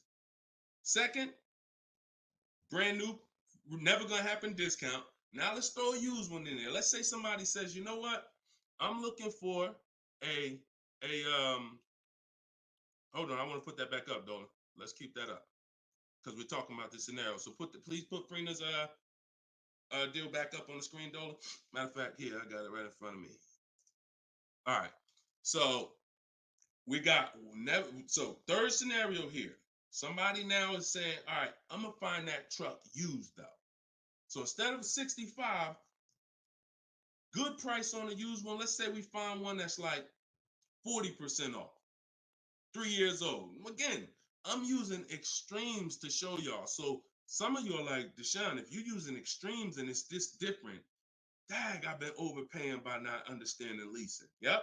I wish I had Dave Ramsey here. I wish we could get Dave Ramsey on the show. You know, I wish he was in the audience. I wish him, because unfortunately, look, shout out to Dave. I know he has the right heart, the right intentions, but he has the wrong information. He's what I call confidently incorrect. That means dangerous. You're dangerous. When you're confident and incorrect, you're dangerous to yourself and others. So now, used car, somebody gets this car, they knock 40% off the price, and they get one for like $40,000, $65,000 truck. I got one 3 years old, I paid $40 for it. Every $5,000 we just said is about $100 a month. 40, payments $800. You take a 6-year loan, payments $725. On a used one, we're no longer even talking apples to apples with the vehicle. On a used one, $579 Freener's paying, $725 for a 6-year loan on a used one, 3 years old, 1 year on the warranty left. Then you're on your own. $1,000 a month to buy a brand new one. See, son, you getting mad yet? Are you getting mad yet at the people who taught you not to lease? Now, who should be? Because some of you, if you just tuned in, you might be thinking, oh, Deshone, so should I only lease? No. If you are not keeping your cars 8 years, then you should only lease. Because when you buy, if you keep the car long enough, you can win. Because you're going to pay double what Freener's paying if you buy a brand new one. You're going to pay more on a used one, but eventually you pay off the car, you keep it 8, 10, 12 years. The longer you keep it, you can catch up. You're still not going to, you get what I'm saying? Because Freener's always going to have a payment. If she keeps leasing, she's always going to have a payment. But if you keep buying your cars, trading them in 5 years, trading them in 6 years, trading them in 4 years, you are no way, shape, or form even close to this. You're thousands and thousands of dollars away. There's thousands of dollars more every year coming out of your bank account than someone who understands leasing. Yeah. Tell your parents, tell your cousins, tell your brothers, tell your spouse. This is what I've been ranting about for years, trying to get you to understand. That's why I say there's no way to get a great deal if you don't understand. If your deal's on the wrong foundation, no way to get a great deal. It's impossible, no matter how much you save on the car. Okay? So yeah, we go deep on that today. Good. I'm happy we got a chance to go deep. All right. I see a lot of people typing $signs. You understand. All right, Dolan, shoot the next question up. Skinner, I see you on YouTube, man. It's real. It's real. This is what we do, man. I'm glad we gotta look. I'm the bad news first person, so don't think I gotta share the bad news first, and then but I'm also giving you the olive branch to like you can change this. You can start doing things different. You can start shopping different. You can learn how to make these people big. So go ahead, shoot the next question up, Dolan. Let's keep them coming. We're Thursday. We're live right now, y'all. So if you just jumped on the show, this is our live 12 p.m. show. Type your questions, and can y'all tap the screen on TikTok? Can we shoot those likes up? Can we? If you're gonna spend time with us and you're getting value out of what we're doing, I need everybody who's getting value hit the like button and start tapping the screen if you're on TikTok just to show that. Run those likes up. All right, I see it. See y'all lighting it up already. All right, Facebook, James. I'm an old school guy that was told not to let anyone run my credit. I'm not even sure how to download your book. Maybe you could walk us old timers through the process of downloading it. Unfortunately, I teach an online system. I'll be the first one to tell you my system's online. My system's right here in front of a computer. I've worked personally with probably 1,600 people personally in my coaching program since 2021. They got to know how to use a computer. I've had older people who get their children, who get their grandchildren come because and sorry y'all, my eyes are watering. I got a little something trying to jump on me, but we good. But I would be lying to you if I told you this isn't based on because we use copy and paste systems. You're sending emails, so that's one thing I can say. I wish I could, tell you otherwise. But if you want to use what I teach, I mean, now I've had people who get their grandchildren or get their children because my system to get great deals only takes 90 minutes. It only takes 90 minutes. That's why when you go to the page and you see my book, a lot of you are going to see the first thing I say on my website is this will teach you how to get below market deals in as quick as 48 hours. And the time you're putting in to get those deals is probably going to be about 90 minutes once you learn, as I walk you through my 7-step process. But you got to know how to use a computer. So I'm just being real with you. Like, I wouldn't tell you to get the book if you're not comfortable sending emails, copying and pasting, because it is an online system. So I would tell you, call one of your family members who's computer savvy. Tell them, hey, get this book, work this for me, help granddad out, help dad out. And not only are you helping yourself, but they'll now have a skill so that they can learn, so that they're now making dealers bid and they're at home. That's just me being as honest as possible with you. All right. Great question, though. Great concern. Skinner, what's up, my man? Skinner from YouTube. Deshone, what are the bank necessarily looking for different from what the dealership is? Banks want to lend. So think about where you're at right now. Skinner from YouTube just asked, so what is the banks necessarily looking for different than the dealerships? Banks, there's more banks around us that would want to lend us money to buy a car than we know about. So wherever your zip code is, the reason why I want you using the bank bidding war, which I laid out at the beginning of the show, if you just jumped on, you want to go to YouTube, you want to watch the beginning of episode 6, and I break down the bank bidding war. If you don't have my book, if you have my book, then you know the bank bidding war. Now, it's about letting the people who want to bid, because the dealers, here's the difference. It's your positioning. When a dealer knows you don't have any leverage, you haven't shopped bank offers, you're basically waiting for them to tell you what their bank said. Here's usually the conversation. What is the most interest? What is the highest rate you think they'll take? What is the highest rate that we can actually get them? And it might be 6.2, but at 6.2, we make some nice money on the loan. But that's not the best I could do. But I'm not going to give them the best I could do, because what sense does that make? I'm going to give you the most you're willing to pay. So if I go out and say, look, we got you 6.2, your payment's this. If you don't fight them, then that's what's going to happen. But when you have offers, now what you're doing is calling them and saying, look, I got 5.79 from my credit union, or 5.79 from this online bank. If you could beat it, then I'll give you the business. Not only does this make for a good relationship because you're giving them the opportunity versus saying, oh, I'm not letting you get the opportunity. This person has 7, 10 banks. You give them an opportunity, and this is how you guarantee the best rate. So it's not about they're looking for anything different. It's about positioning yourself so that the dealer is now trying to beat the rate you got versus what I just laid out 60 seconds ago when you don't have a rate in the conversation they're having. Leverage. Leverage. All right, that's the difference.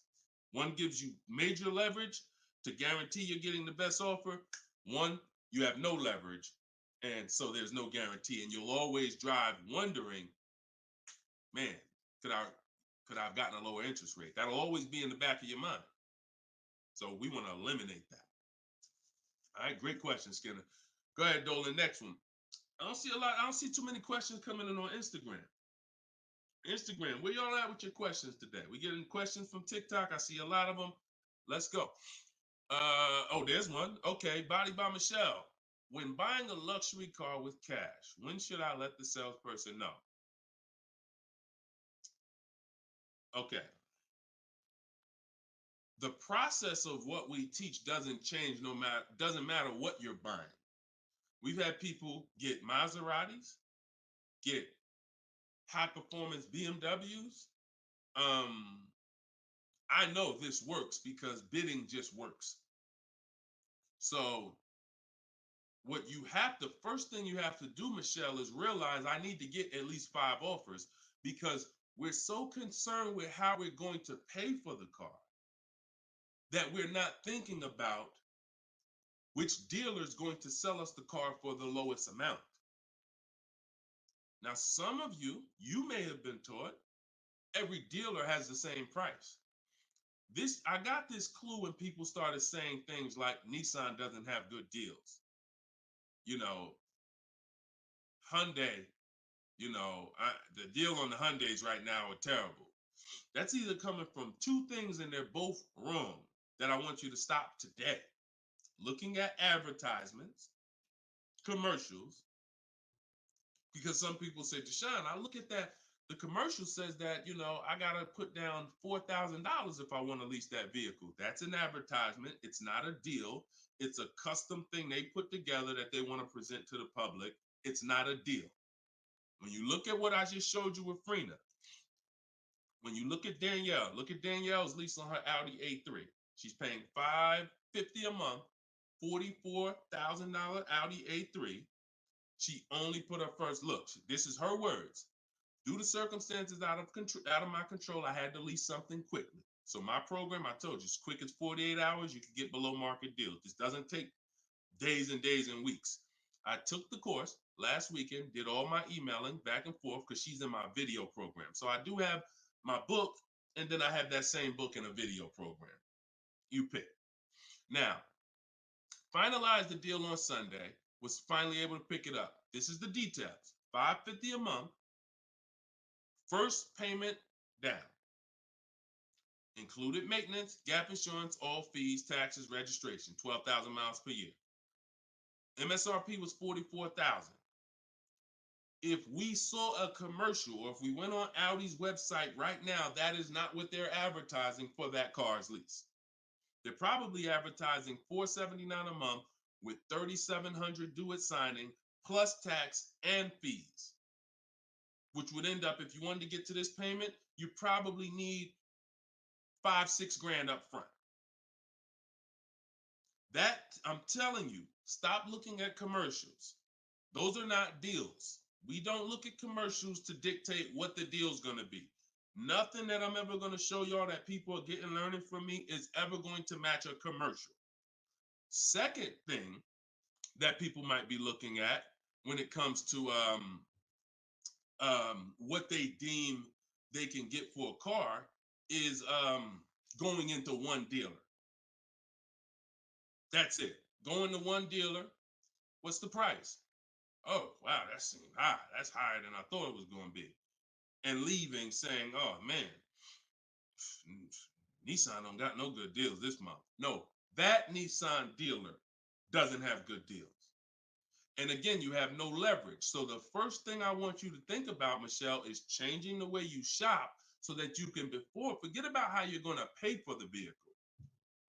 First paramount thing is to make sure that I'm getting 5 offers, because we've done the statistics. I got people all around the country shopping that report to me. 80% of dealers are overpriced. I'm telling you numbers that I don't want you to ever forget. 80%. That means out of 100 dealers, 80 are overpriced. 20 are the great prices. So you're not going to walk into a dealer and get a great price, because you have more of a shot of walking into an 80% dealer than you do a 20%. So you stay at home.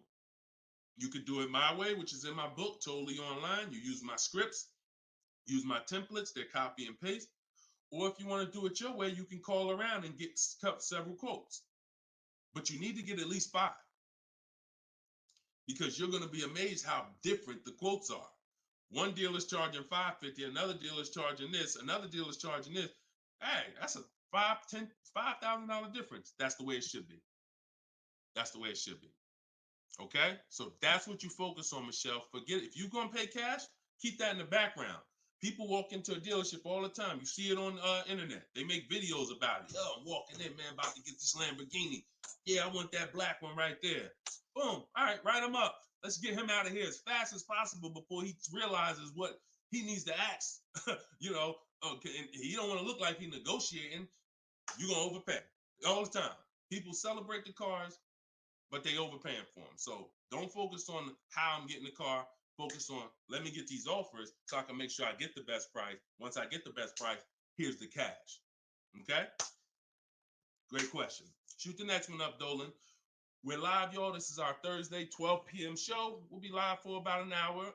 So we're going to try to get through as many questions as possible, but I don't like to give short answers. And for those of you who like to shine, I want all the answers in one spot. That's in my new book. It's a digital book. It's called Cars from Home, 7 Steps to Saving Time, Money, and Avoiding Dealers. And you can get yours, have everything I teach in one spot. If you get the 75% off price, it's $24. It'll be in your inbox in 5 minutes. You can get it in my TikTok bio. You can get it in my Instagram bio, or on Facebook, YouTube. We got a link in the comment section for you that you can get your copy at 75% off. But it's only for 30 minutes. Once the timer expires, it does go back up to the $97 price. Okay, YouTube, Hanako. Sorry, hold on. Eyes water, I'm sorry. All right, YouTube, Hanako. What if you guess incorrectly on what your yearly mileage will be for a lease? Can you renegotiate your lease if you will go over the mileage? So some brands will let you buy mileage before the lease ends. So you can buy them, but I think BMW has it where you can buy the mileage for like 15 cents, but you can't be within like the last 3 months or last 6 months, something like that. So everybody, if you do have that option, you want to call your leasing company and you want to see. But I teach to estimate your miles. Like I have a chapter in my book. It's not even a chapter. It's like a little section called Choose Your Mileage Wisely, where we walk you through the math. Now, sometimes lifestyle changes. You were working 10 miles from home. Now you're working 30 miles from home. That's understandable. What I like to do is we always do an equity assessment. Who has a lease, but you didn't know you could sell leases? Type of question mark. If you did not know that you could sell a lease, I want you to type a question mark in the comments, because you need to get familiar, and every one of you who are going to be replacing your cars, whether you own it, lease it, anything, you need to get familiar with what we call an equity assessment. Yep, I see a lot of you. So a ton of you have leased cars and you didn't know that you can sell leases. So imagine how much that's cost you so far. Again, I'm the bad news first person. If you dropped off a car without seeing if there was any equity, then you certainly, I mean, there's no guarantee, especially, but if you dropped off a car 2020, 2021, 2022, oh, you most certainly, there's a good chance you had equity because everyone did. And it was to the tune of, 5,000, 7,000, 10,000. If you had a truck, some of these trucks, $10,000, $12,000 checks people were getting. Now those big checks are over because that was a limited inventory thing where resale values were so high. Almost everyone had equity. But you need to make sure you're not leaving 1,000, 2,000, 3,000 on the table in this market. In a normal market, we always do an equity assessment. So if you're going over your miles, you want to do an equity assessment to see if you can sell it. Because if you sell it, you're out of it, and you can just go lease a new vehicle. But so the equity assessment is you call your bank, you get your payoff. You go, once you have your payoff, you want to ask them. It's only for leases.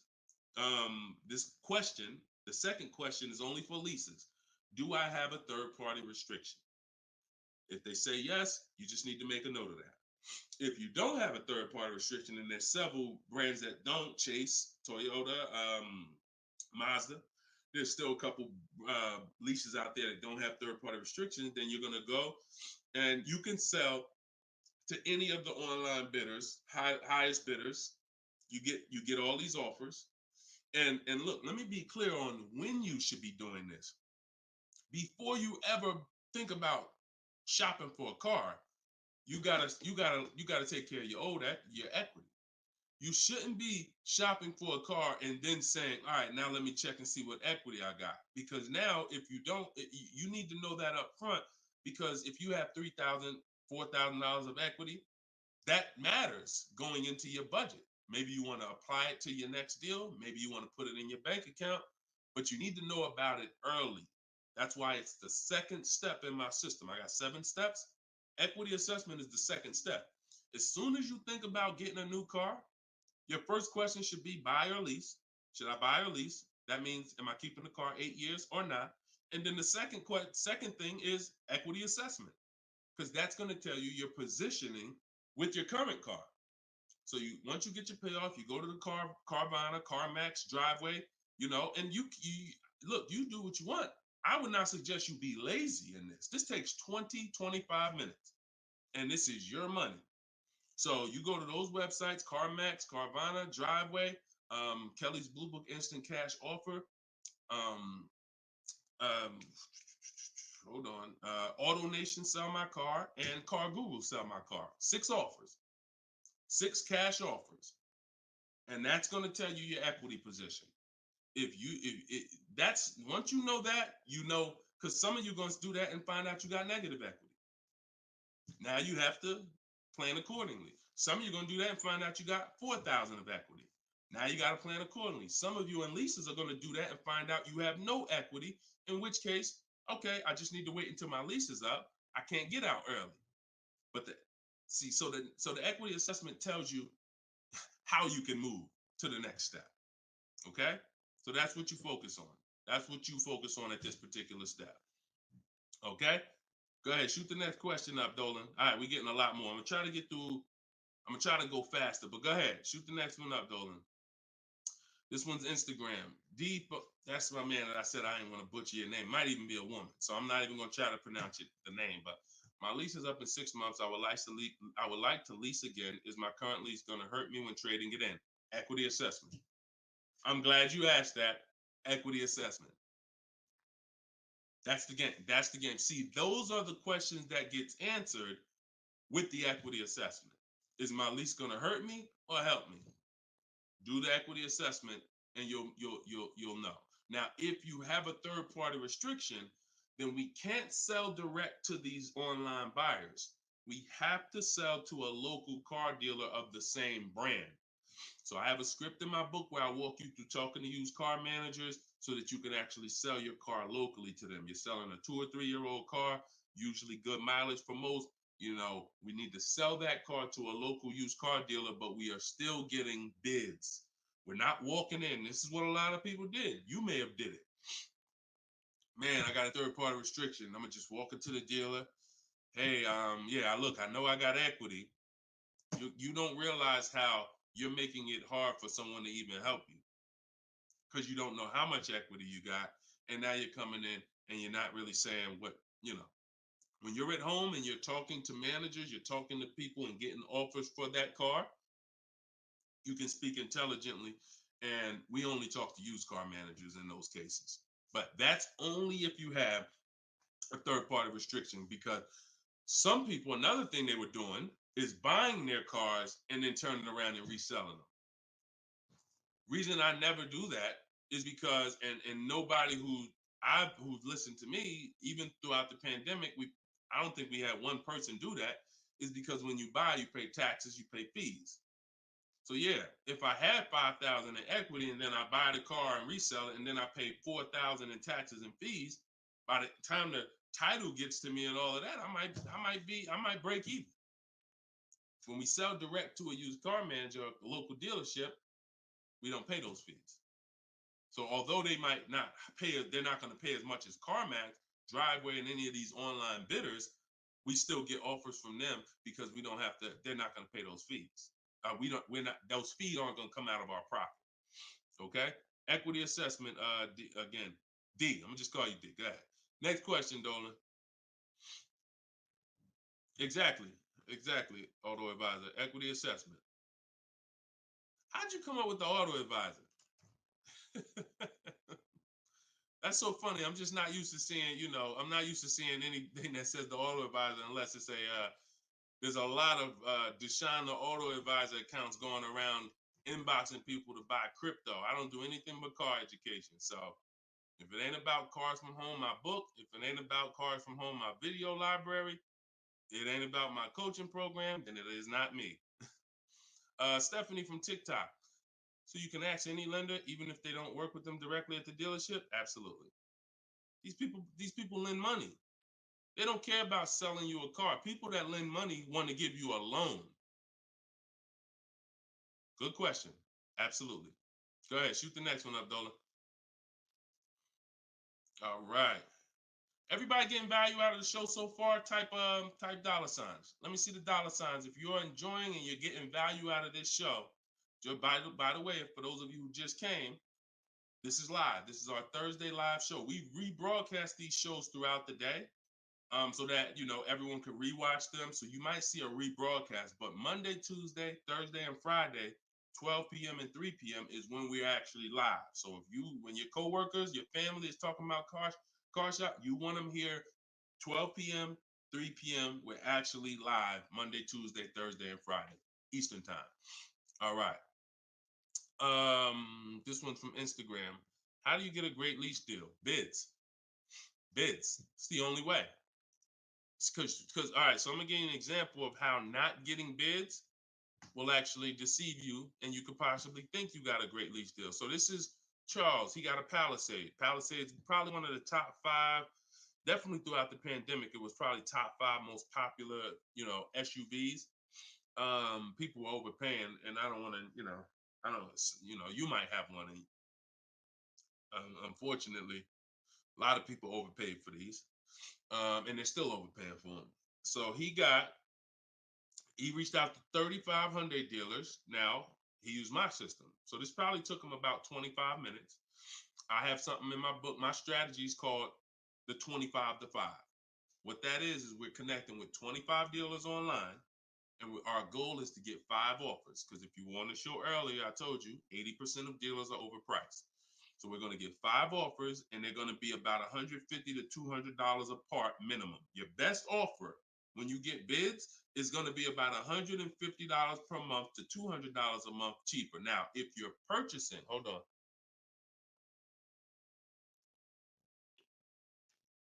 All right. Now, if you're purchasing, you're going to see, for those of you who are buying new cars, because we have several people that do that, you're going to see that there's about a $5,000 difference minimum between your best offer and your worst offer. So let's say I was buying this Palisade. When I get my bids, my best offer to my worst offer is going to be close to $5,000 difference. That's when you know you're doing it right. because we get below market car deals. Some people get market value car deals. Some people pay above market value car deals. Depends on the skills they have. So he got bids. He did this, used my system.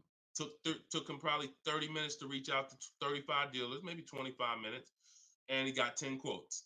Offers range from 1.23 to 1.66. Now, that's what that's what I'm telling you.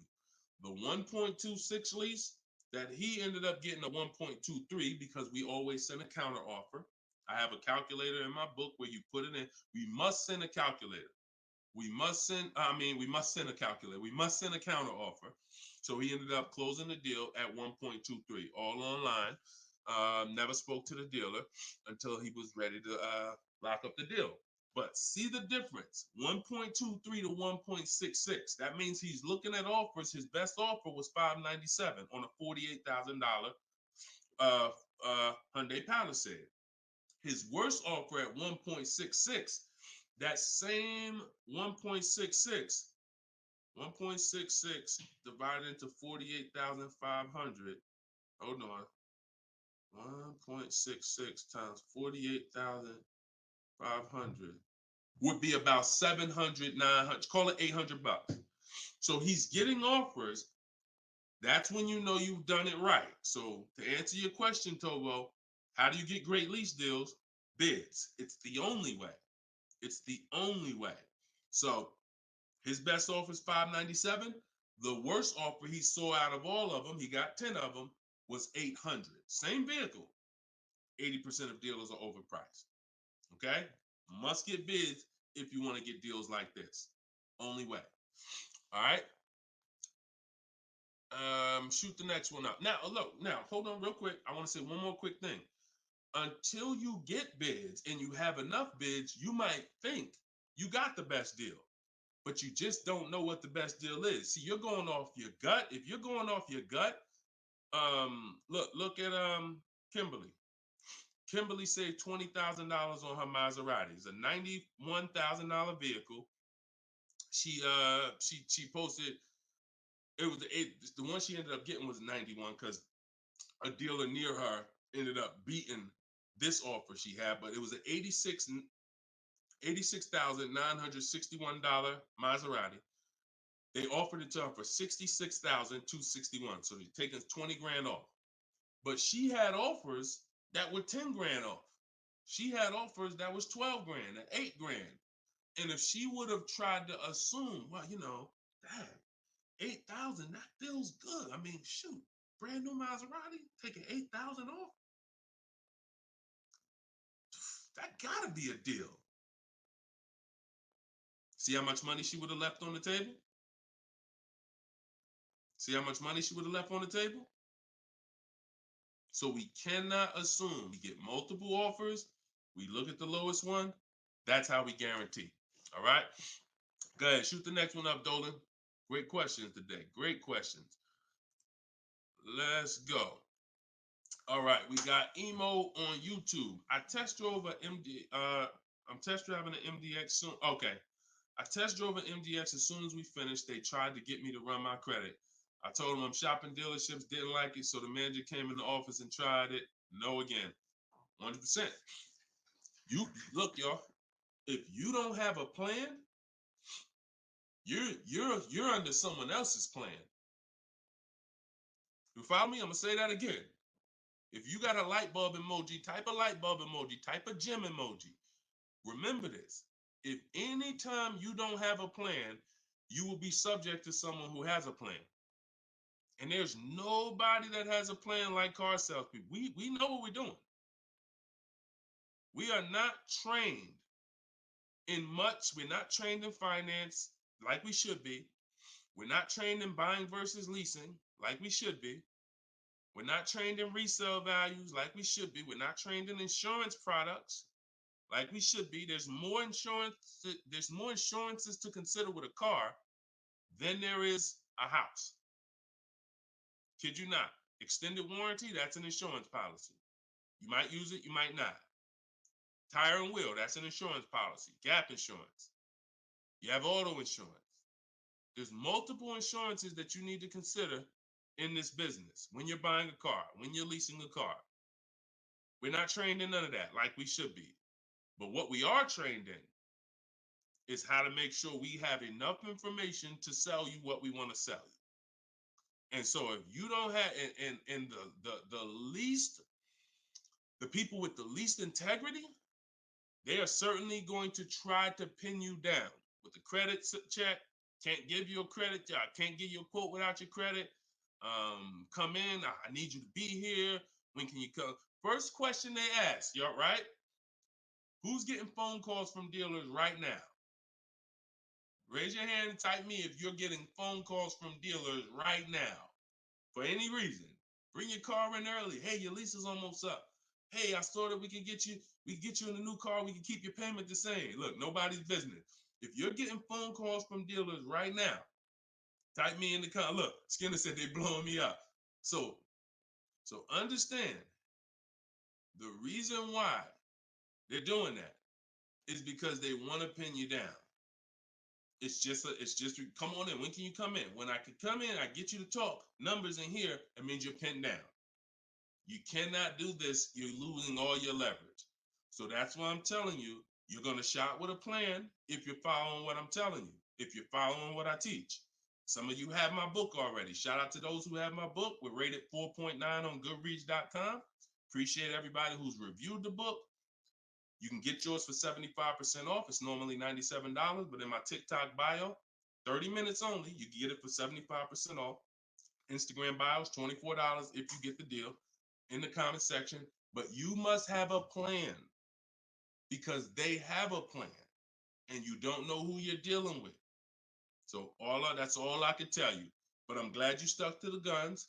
Even under the pressure, you didn't let them run your credit. You stuck to the guns. Way to go. All right, go ahead, Dolan.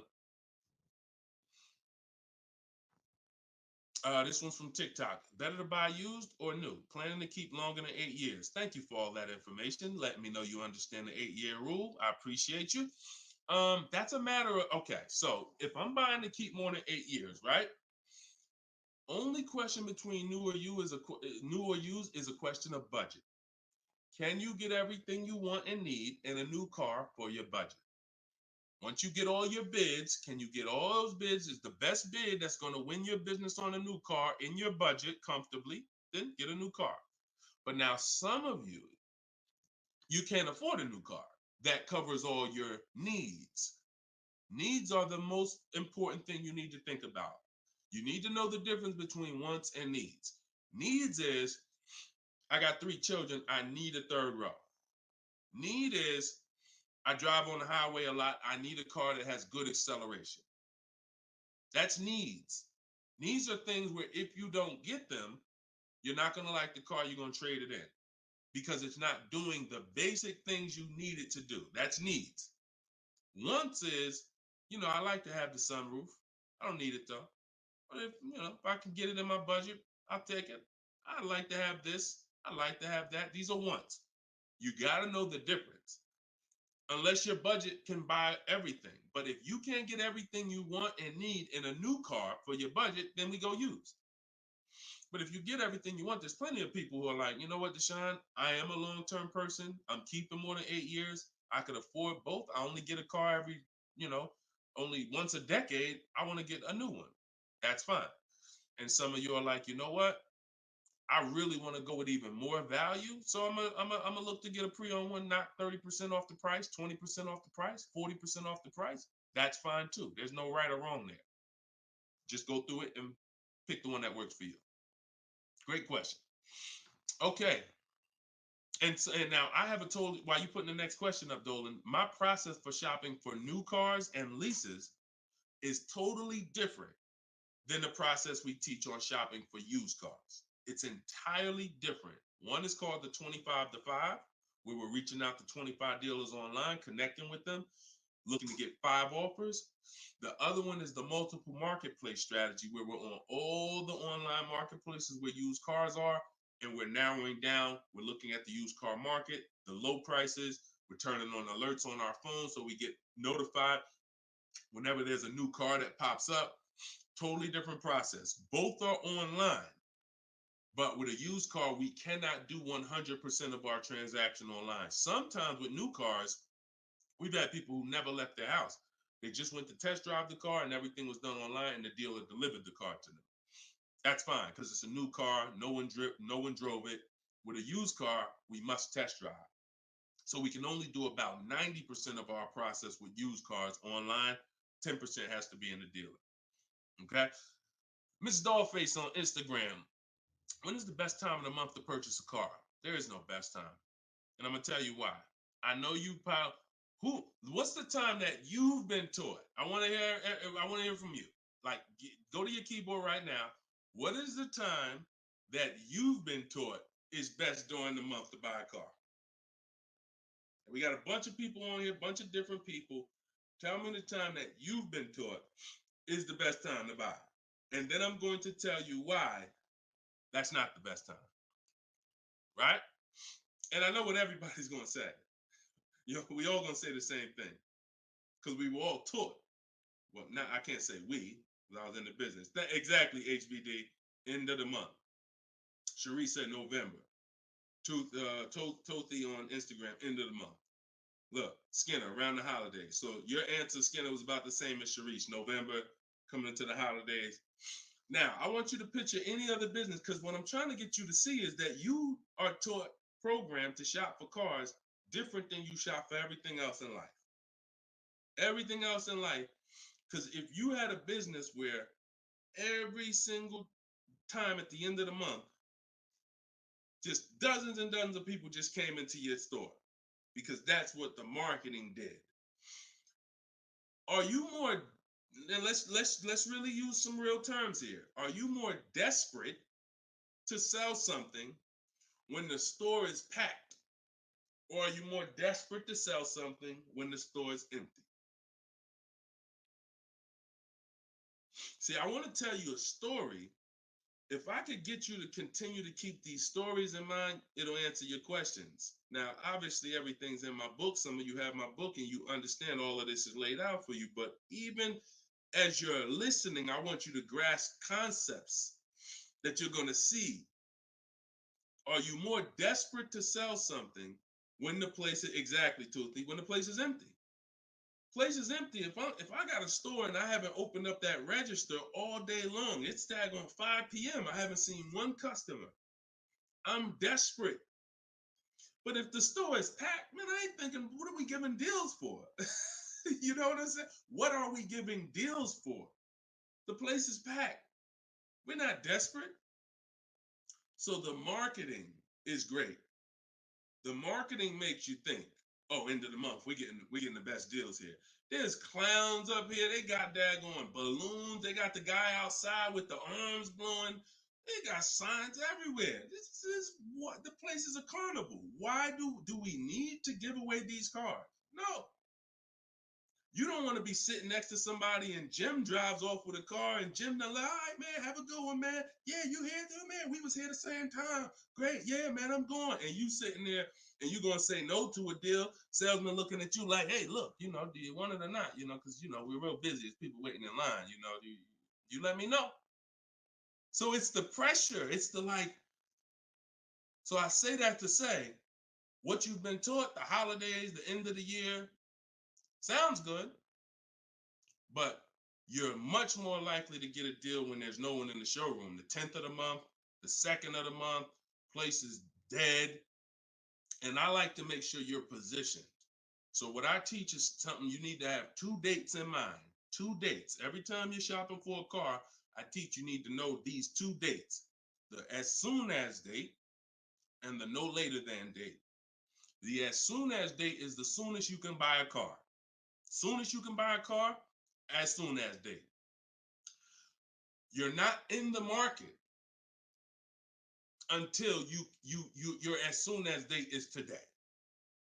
Step 5 in my process, my 7-step process is in the market, getting offers. I can buy something today. That's my as soon as date.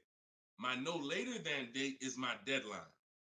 Now you have to know these 2 because the time in between is your leverage. So let's just say my as soon as date is today. I can start looking at offers. But my no later than date, I got 2 months. 2 months. I need to have a car by this time, 2 months from now. That's my deadline. I got all that time in between to say no. I got all that time in between. Now, when I'm contacting dealers, when I'm looking at inventory, I can look at trends. I can see are the prices dropping. I can have alerts on my phone, getting access to the new inventory. This is our process. So some of you are like, Deshone, I need a car in a week. Well, you still have a as soon as date and a no later than date. 3 days, soon as date, no later than, doesn't matter. So you have to know these 2 dates because in between is your leverage, which is why I don't want you emergency shopping unless it's an emergency. Okay? I don't want you emergency shopping. Don't get into the habit, don't stay in the habit of emergency shopping. Oh, I'm going to put it off to the last minute. And then, oh, I got to go into the dealership. Oh, I need a car this week. All of that is working against you. Now, if you can still get, in fact, when you go to my website for my book, you'll see it says below market deals in as quick as 48 hours. But the more time you have, the more time you have to say no. Programs change every month. You see deals change, lease programs change, rebates change. And so when you have inventory changes, so if you're looking for a black or blue car, all these dealers don't have one right now, but they got one coming next month. You can, that's fair game for you because you have time. So these are all the benefits of getting in the market 3 months early and learning how to look at the deals. If there's a great deal now, we jump on it. If there's not, okay, I'll look next month. And that's what I did when I got my mother's lease on her Mazda CX-5. October, I was looking at the deals. I didn't like them. Got all my offers. I said I didn't like them. Now, the great thing is I made contact with all these dealers. So they know. Now I'm following up next month. Hey, just checking in. How's the deals looking for this month? November, didn't like them. 3rd month, December, got the deal I liked. Wrapped it up. So don't always think time is an asset. Time is an asset. Now, if it's an emergency, that's fine. We got to get a below market deal. We only got a week to do it. That's fine. You better have a strategy. But if you have the luxury of time, we use that to our advantage. So I wouldn't say there's a best time of the month to purchase a car. But if you're in the market and you're positioned, here's another thing you're positioned for. Every now and then we come into the dealership. When I was at Mercedes, when I was with General Motors, it happens all the time throughout the year. It could happen on the 10th of the month. It could happen on the 12th of the month. It could happen on the 8th. We don't know when this is going to happen, but this is the conversation I'm about to give you a behind the scenes look of exactly what happens and why I want you to be positioned. We come in, they look at the numbers on the board. Sales manager looks and says, man, we got 20 cars sold for the month. We are way behind our objective. All right, listen, call everybody anybody you got, anybody that's real, anybody that's a real buyer, call them. We're not turning down any serious offer today. You want to be the person that's positioned. Hey, Jackie, and they're usually emailing us because we don't talk to, nothing that we do requires talking to salespeople. So they be email, hey Jackie, hey, it's Ray over at such and such. Were you still looking for that car? Have you found it yet? No, okay, I know the quote I gave you before was $550. I know you wanted to be here, but my manager said, listen, we'll take any offer today. We really want to move a car. See, you were taught that only happens at the end of the month. It doesn't. You got to be positioned. You got to be positioned. And so that's the luxury of time. So this is what it is, y'all. I want you shopping with a strategy. Like, this is what I want you shopping with. All of this is in my new book, Cars from Home, 7 Steps to Saving Time, Money, and Avoiding Dealerships, learning the science of making dealers and banks bid for your business while you sit at home, getting below market car deals in under 90 minutes. And you can get your copy for 75% off in my TikTok bio, in my Instagram bio. Or you can click in the comment section on YouTube and Facebook. We got a comment pinned for you guys. Or if you're watching us on TV, you can scan that QR code with your phone. Get your copy, use it, use everything in it. I walk you through everything in there. Leasing is in there step by step. Purchasing new cars in there step by step. Purchasing used cars step by step. High mileage drivers, I got 2 strategies for you. If you're a short-term high mileage driver, everything's in there step by step. If you have credit issues, I walk you through step by step. So get your copy. We are back live for episode 7 at 3 p.m. And well, like I said, this is not a rebroadcast. We do these live shows Monday, Tuesday, Thursday, and Friday, 12 p.m. and 3 p.m. So we'll be back for our next segment in a little bit if you want to join us. If not, tell your friends about us, and we look forward to it. We always look forward to the people who are ready to change their life, empower themselves, stop shopping like desperate victims, begging people to help you, begging people to give you a car, begging people to help you. Please, can I get no money down? Going in with wrong information. Down payments are illegal. All of this stuff that is just totally terrible. It's no other way to put it. It's just terrible. I want y'all shopping different. I want you empowered. I want you in control. I want you leaving a dealership guaranteeing I got the best price. Sending me email, Deshone, look at this deal I just got. I got all these offers. Look at this used car I just got. I got 40% off the brand new price. That's what I want you emailing me. Empowered, and that's what we're going to get to. God bless y'all. I see y'all on the next segment. Shout